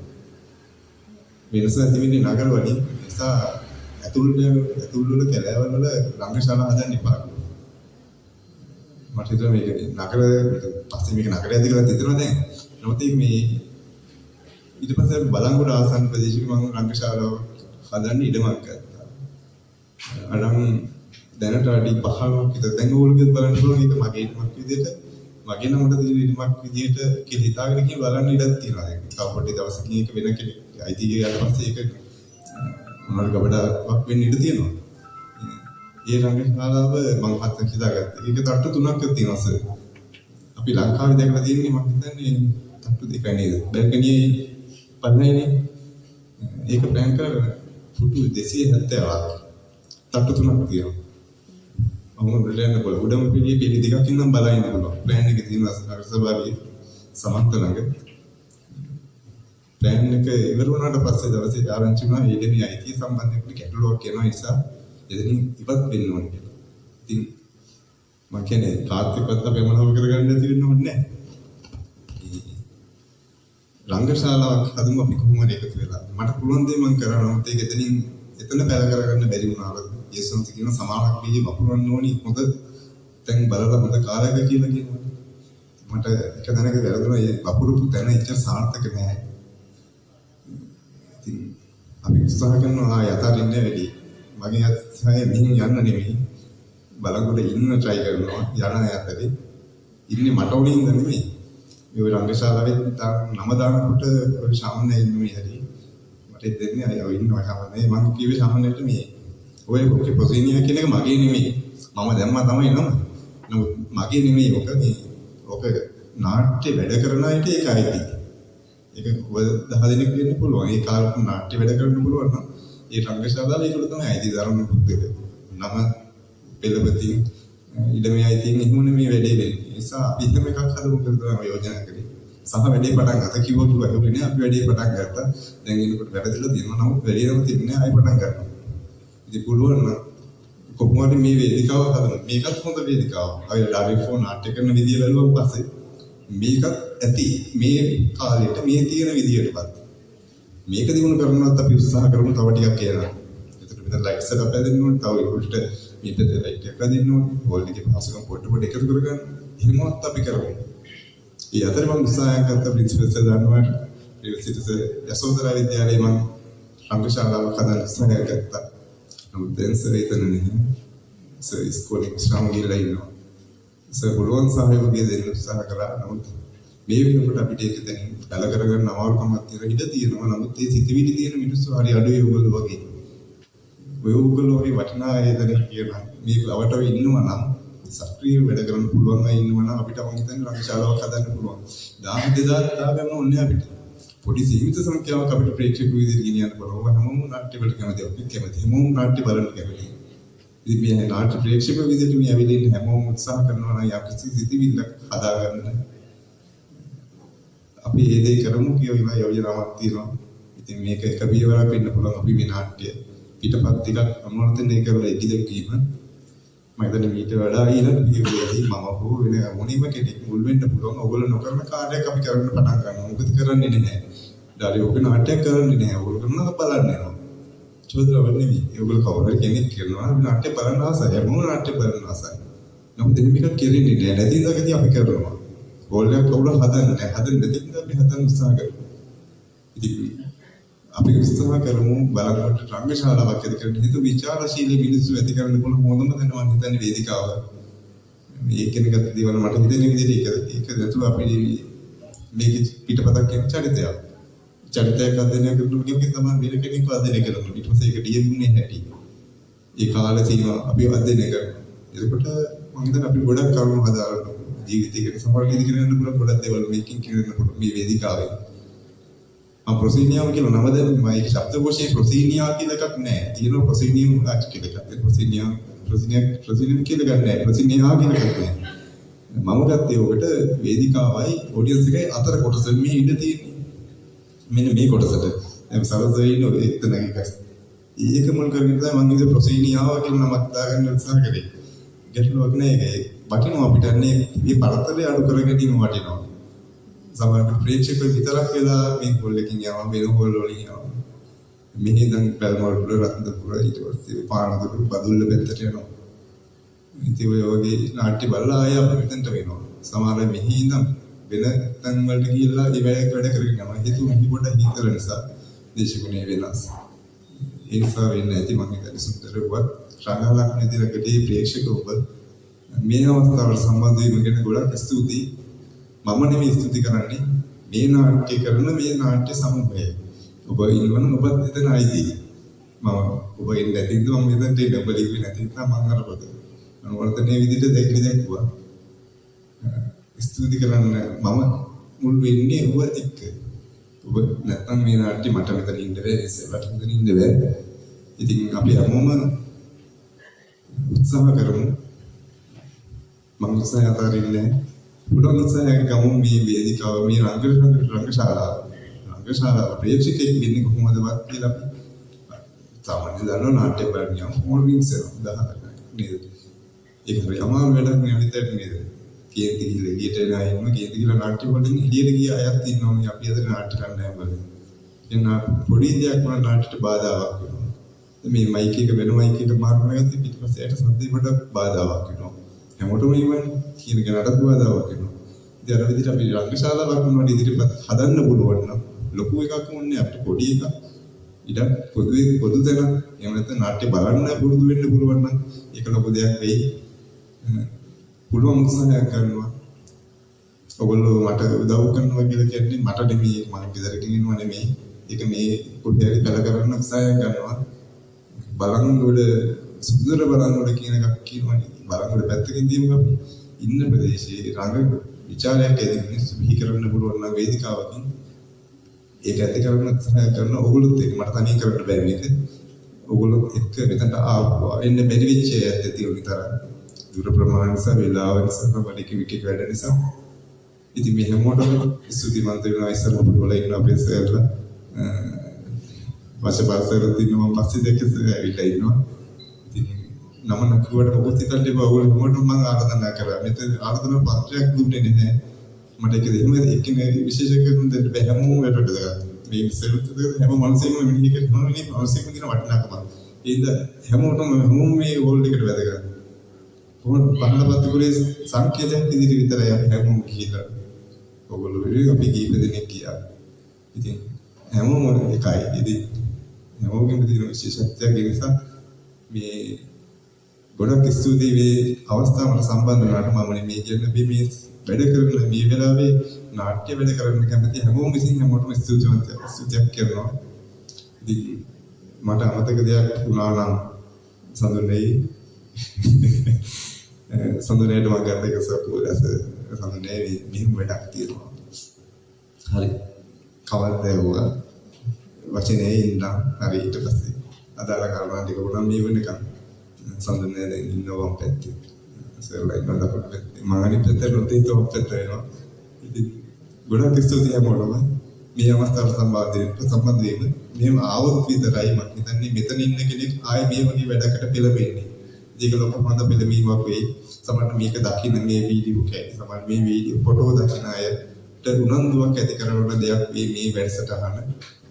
ඒක හොඳ දෙයක් වෙයි. අපි සංකේතයක නියදව සංකේත කීපයක් දෙන්න උත්සාහ කරා මෙහෙම වැඩක් කියලා. සමහර ඊයේ පිළිද හුලඟ වැඩි වැස්ස වැඩි නමුත් අපි දාපු පොඩි හිමි වෙලා තියෙනවා. නමුත් ඒක සංකේතයක් විදිහට තියෙනවා. අපි ගත්තා නම් උත්සාහය. ඉතින් ඔයගොල්ලන්ටත් අදහස් ප්‍රකාශ කරන සඳුනේ කිව්වගේ සමහරට පරක් වෙලා ඇති. කමක් නැහැ මම කියන්නේ පුළුවන් නම් කැමති නම් යන්න තියෙන ගැටලුවක් නැහැ. කැමති අය ඉන්නවා නම් මේක පොඩි සංවාදයක් විදිහට අපිට ලොකු සාකච්ඡාවක් මේ. මෙහෙම කරමු වරින් කරමු මෙහෙම දැන් මේ කට්ටියට කරන්න පුළුවන් මට කරන්න පුළුවන් කියලා කියන්න පුළුවන් නම් අපි කට්ටිය විකුදුලා මේ වේදිකාව කියන තැන හදමු. වේදිකාව කියන්නේ මෙහෙම මෙච්චර ඉඩක් මෙහෙම 150 ඔව් එහෙම එකක් නෙමෙයි මේ සමහරට එලිමාන වෙන්න පුළුවන්. අපි කොහොමද මේ හෝල් එකට මේ නාට්‍ය වැඩවලට ගෙන්නන්න උත්සාහ කරමු. ඊට පස්සේ ඉන්න සුගතදාස බණ්ඩාරසර වෙලික අපි ස්කූලේ මම වැඩ කරන ස්කූලේදී ඇහිනෝ හොඳට සර්ට ඇහිනකින් අපි ඔය ගැන කතා කරනවා. ඇහිනකින් අපි කවුද කියලා දැනගන්නවා. ඉතින් සර්ගේ පුතත් මම දැක්කා. ඉතින් ආපු එක්කෙන ගොඩක් සතුටුයි සර්. අනිත් හැමෝටම මම ආරාධනා කරේ මේ වෙලාවේ ඩීසල් ලයිට් එක විතරේ දෙන්නේ මට අනිත් දෙකට කටිය පේන්නේ නැහැ. ඉතින් හැමෝටම ගොඩක් ස්තුතියි මේ අවස්ථාවට සම්බන්ධ වීම ගැන. ආපු එක ලොකු දෙයක්. මොකද මේ වගේ වැඩ තව කෙරෙන්න නම් මේ වගේ දේවල් වලට පෙළඹෙන්න නැති කෙනා පුළුවන් නම් ඉස්සෙල්ලා කිව්වා වගේ එනකොට එක්කෙනෙක් දෙන්නේ කෙක් එන්න. ඒක මේ වගේ වැඩසටහන කරන අයට ආසෙත් වෙනවා එන අයට තවත් එන්න හිතෙනවා. ලොකු දෙයක් මේ වරස මම ඉස්කෝලේ යන කාලේ නම් සිංහල ඉගෙන ගන්නකොස ඉතින් එසෙන් මේ වගේ තැනක සර් මම ෆොටෝ එකක් ඇත්තේ පීරාදෙනි විද්‍යාලේ අපි ජිට්‍රිප් එකක් ගිහලා 11 වසරේ ඊට පස්සේ තමයි ඔයගොල්ලෝ කම්පියුටර් එක ගන්න ලැහැත්ති පිටේ ඉන්නේ මේ ස්ටේජ් එකේ. ඉතින් අර හදවතට දැනෙන මිනිස්සු ගොඩක් එක්ක ඉන්නකොට ගොඩක් සතුටුයි. අර කියන්නේ පහන් ගොඩක් ළඟ ඉන්නකොට අඳුරු නෑ කියලා. ඒගොල්ලොත් ඒ වගේ මේ වටේ ඉන්නේ පොඩි අඳුරක් නෑ ලයිට් ගියත් අඳුරු නෑ. ඒගොල්ලෝ හිට පහන් ගොඩක් වගේ අපි මොකටම අපි හමුවම ආලෝකයක් වගේ දැනෙනවා. ඉතින් කවුරුත් වැටෙන්නෙත් නෑ පුළුවන් දෙයක් අපි කරනවා. ඉතින් ගොඩක් ස්තුතියි මේ අවස්ථාවට සම්බන්ධ වීම ගැන. නම නොකියන්න බැරි වුණා නම් සමා වෙන්න. සොදන්නේ මෙදිනහට කතා පොඩ්ඩක් දෙන්නුනා නම් කාරණා ටිකක් කියන්න ඕනේ වුණා. ඒකයි මම මෙලික් කිව්වේ. අපි ගත එකක් කැටුමක් නෑ. නමුත් මේ අපි දැන් කරගෙන යමු මේ විදිහට හරි ඉස්සරහට. එහෙනම් මයි සර් රවිනි දස් තුනේ සංස්කෘතික මධ්‍යස්ථාන මෙහි මුල්ම නාට්‍ය ගුරුවරයා විදිහට ඉතින් නම් කවුරුද ගානක් අද වෙනකම් දස් තුන කියන්නේ නේද අවුරුදු 22කට ඉහා ඉතින් ඒ සම්බන්ධතාවය තියාගන්න අපි හැමෝගෙම සම්බන්ධතාවය අපි තියාගමු ඉස්සරහට වැඩවලට ආරංචිමත් දෙන්න බලන්න මොන හරි දෙයකට තන කලාකටයුත්තක් කෙරුණොත් කෙරුණා කියලා ආරංචි වුණොත් දෙන්න බලන්න ආදරෙන් හැමෝම ඕනෙම දොරකින් පිළිගන්නවා යන්නේ ඉස්සරහ පොඩි සංග්‍රහයක් කියලා සඳුනයි අපි එක අපි හැමෝම එකතු වෙලා භුක්ති විඳලා ඔයාලගේ අදහසක් කියනවා මයික් නැතත් හෝ ඇතත් හෝ කමන්නේ අපි ඉන්න තැනක ඉඳන් අපි අදහස් පොඩි සංවාදයක් විදිහට කියලා මෙතන ඉවර කරමු නේද බණ්ඩාස අපි ඒ විදිහට හොඳයි අඩුපාඩු සමාවෙන්නේ උදව් කරපු හැමෝටම ඔයගොල්ලෝ උදව් කරපු නිසා තමයි වචනේ හරි උදව් කරපු නිසා තමයි මේ උත්සවයේ මේ මට්ටමට කරන්න පුළුවන්කමක් ඇති වුණේ. ඉතින් හැමෝම වෙනුවෙන් මම ස්තුතිවන්ත වෙනවා. අපි ඉස්සරහදී ගොඩක් දේවල් තව කතා කරමු. දැනට සමනයට මම මයික් එක දෙනවා. හැමෝටම ස්තුතියි.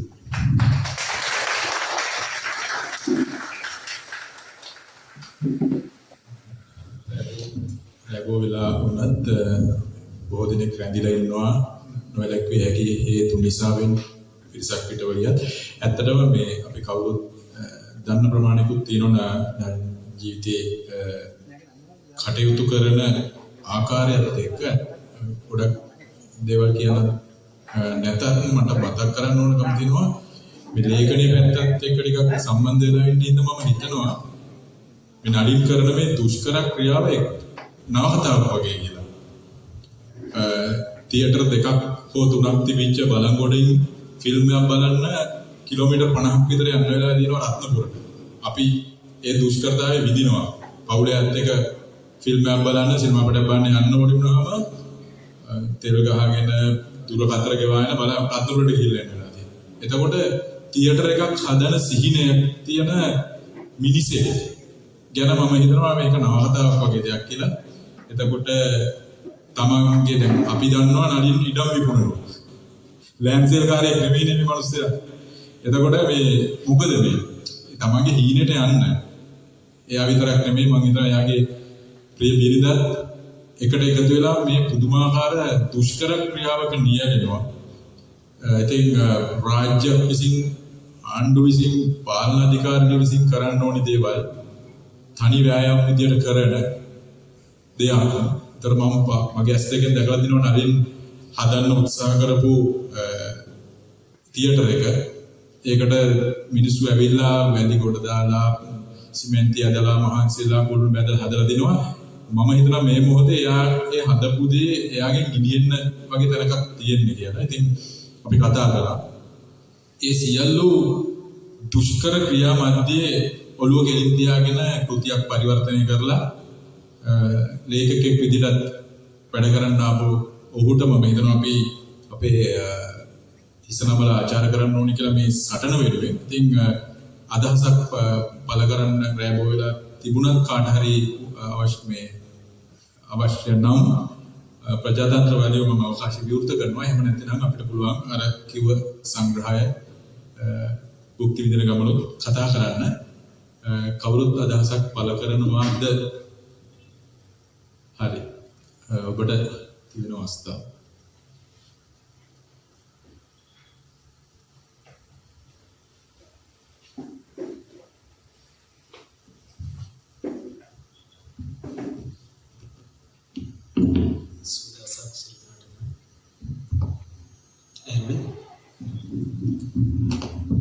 මුලින්ම මට කියන්න ඕනි අවුරුදු 22කට පස්සේ මම මහේස්වර දැක්කා.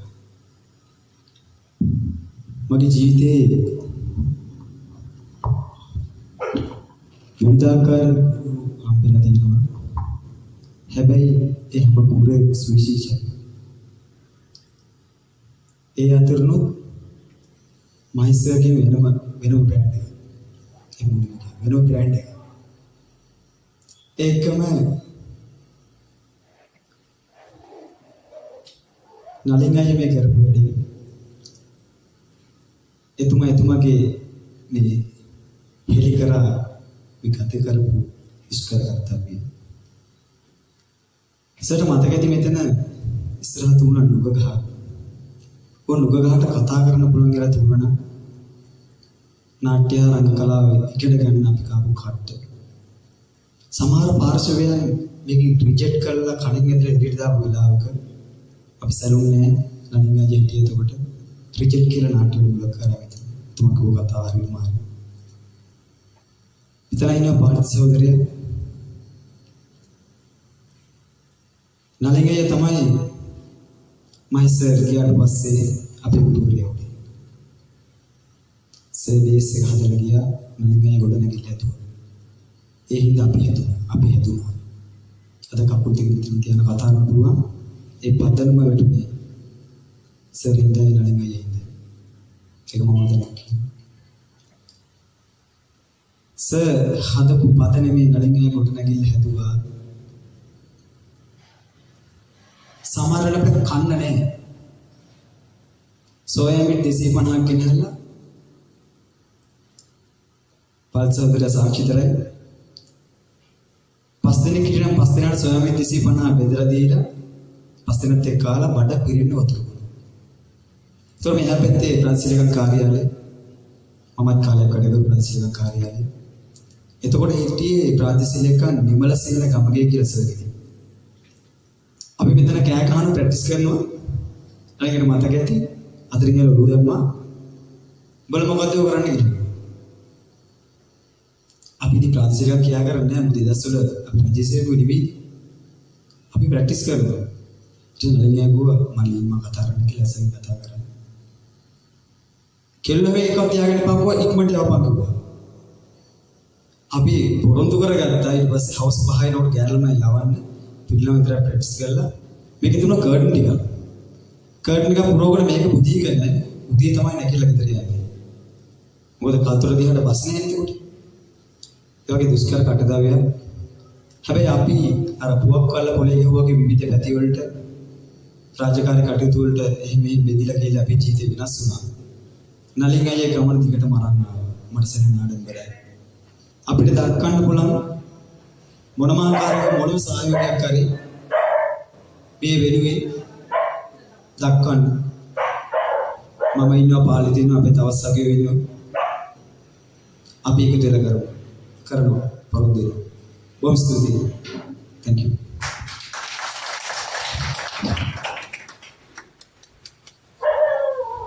ස්තුතියි ඒ අදහස් දැක්වීමට අපි දන්නවා ඒ කොතරම් දුෂ්කර ක්‍රියාවක් ඇතුලේ වැඩ කළ දිනවද කියලා පොදුවේ.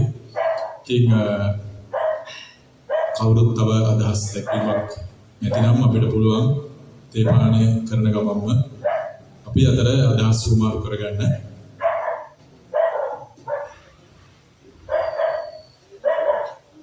හරි එහෙමනම් මේ සිද්ධාණ්ඩ මත සහභාගී වුණාට ස්තුතිවන්ත වෙනවා. ආරාධනා කරනවා මේ වැඩසටහන සමුගැනීම සම්පූර්ණ කරමු කියලා. ඒ වගේම පාන සූදානම් කරලා තියෙනවා. මම හිතන්නේ අපේ හිතවත් සියලු දෙනාටම සුබ රාත්‍රියක් ප්‍රාර්ථනා කරනවා. අපි අදට මේ වැඩසටහන නිමාව සටහන් කරනවා. ස්තුතියි.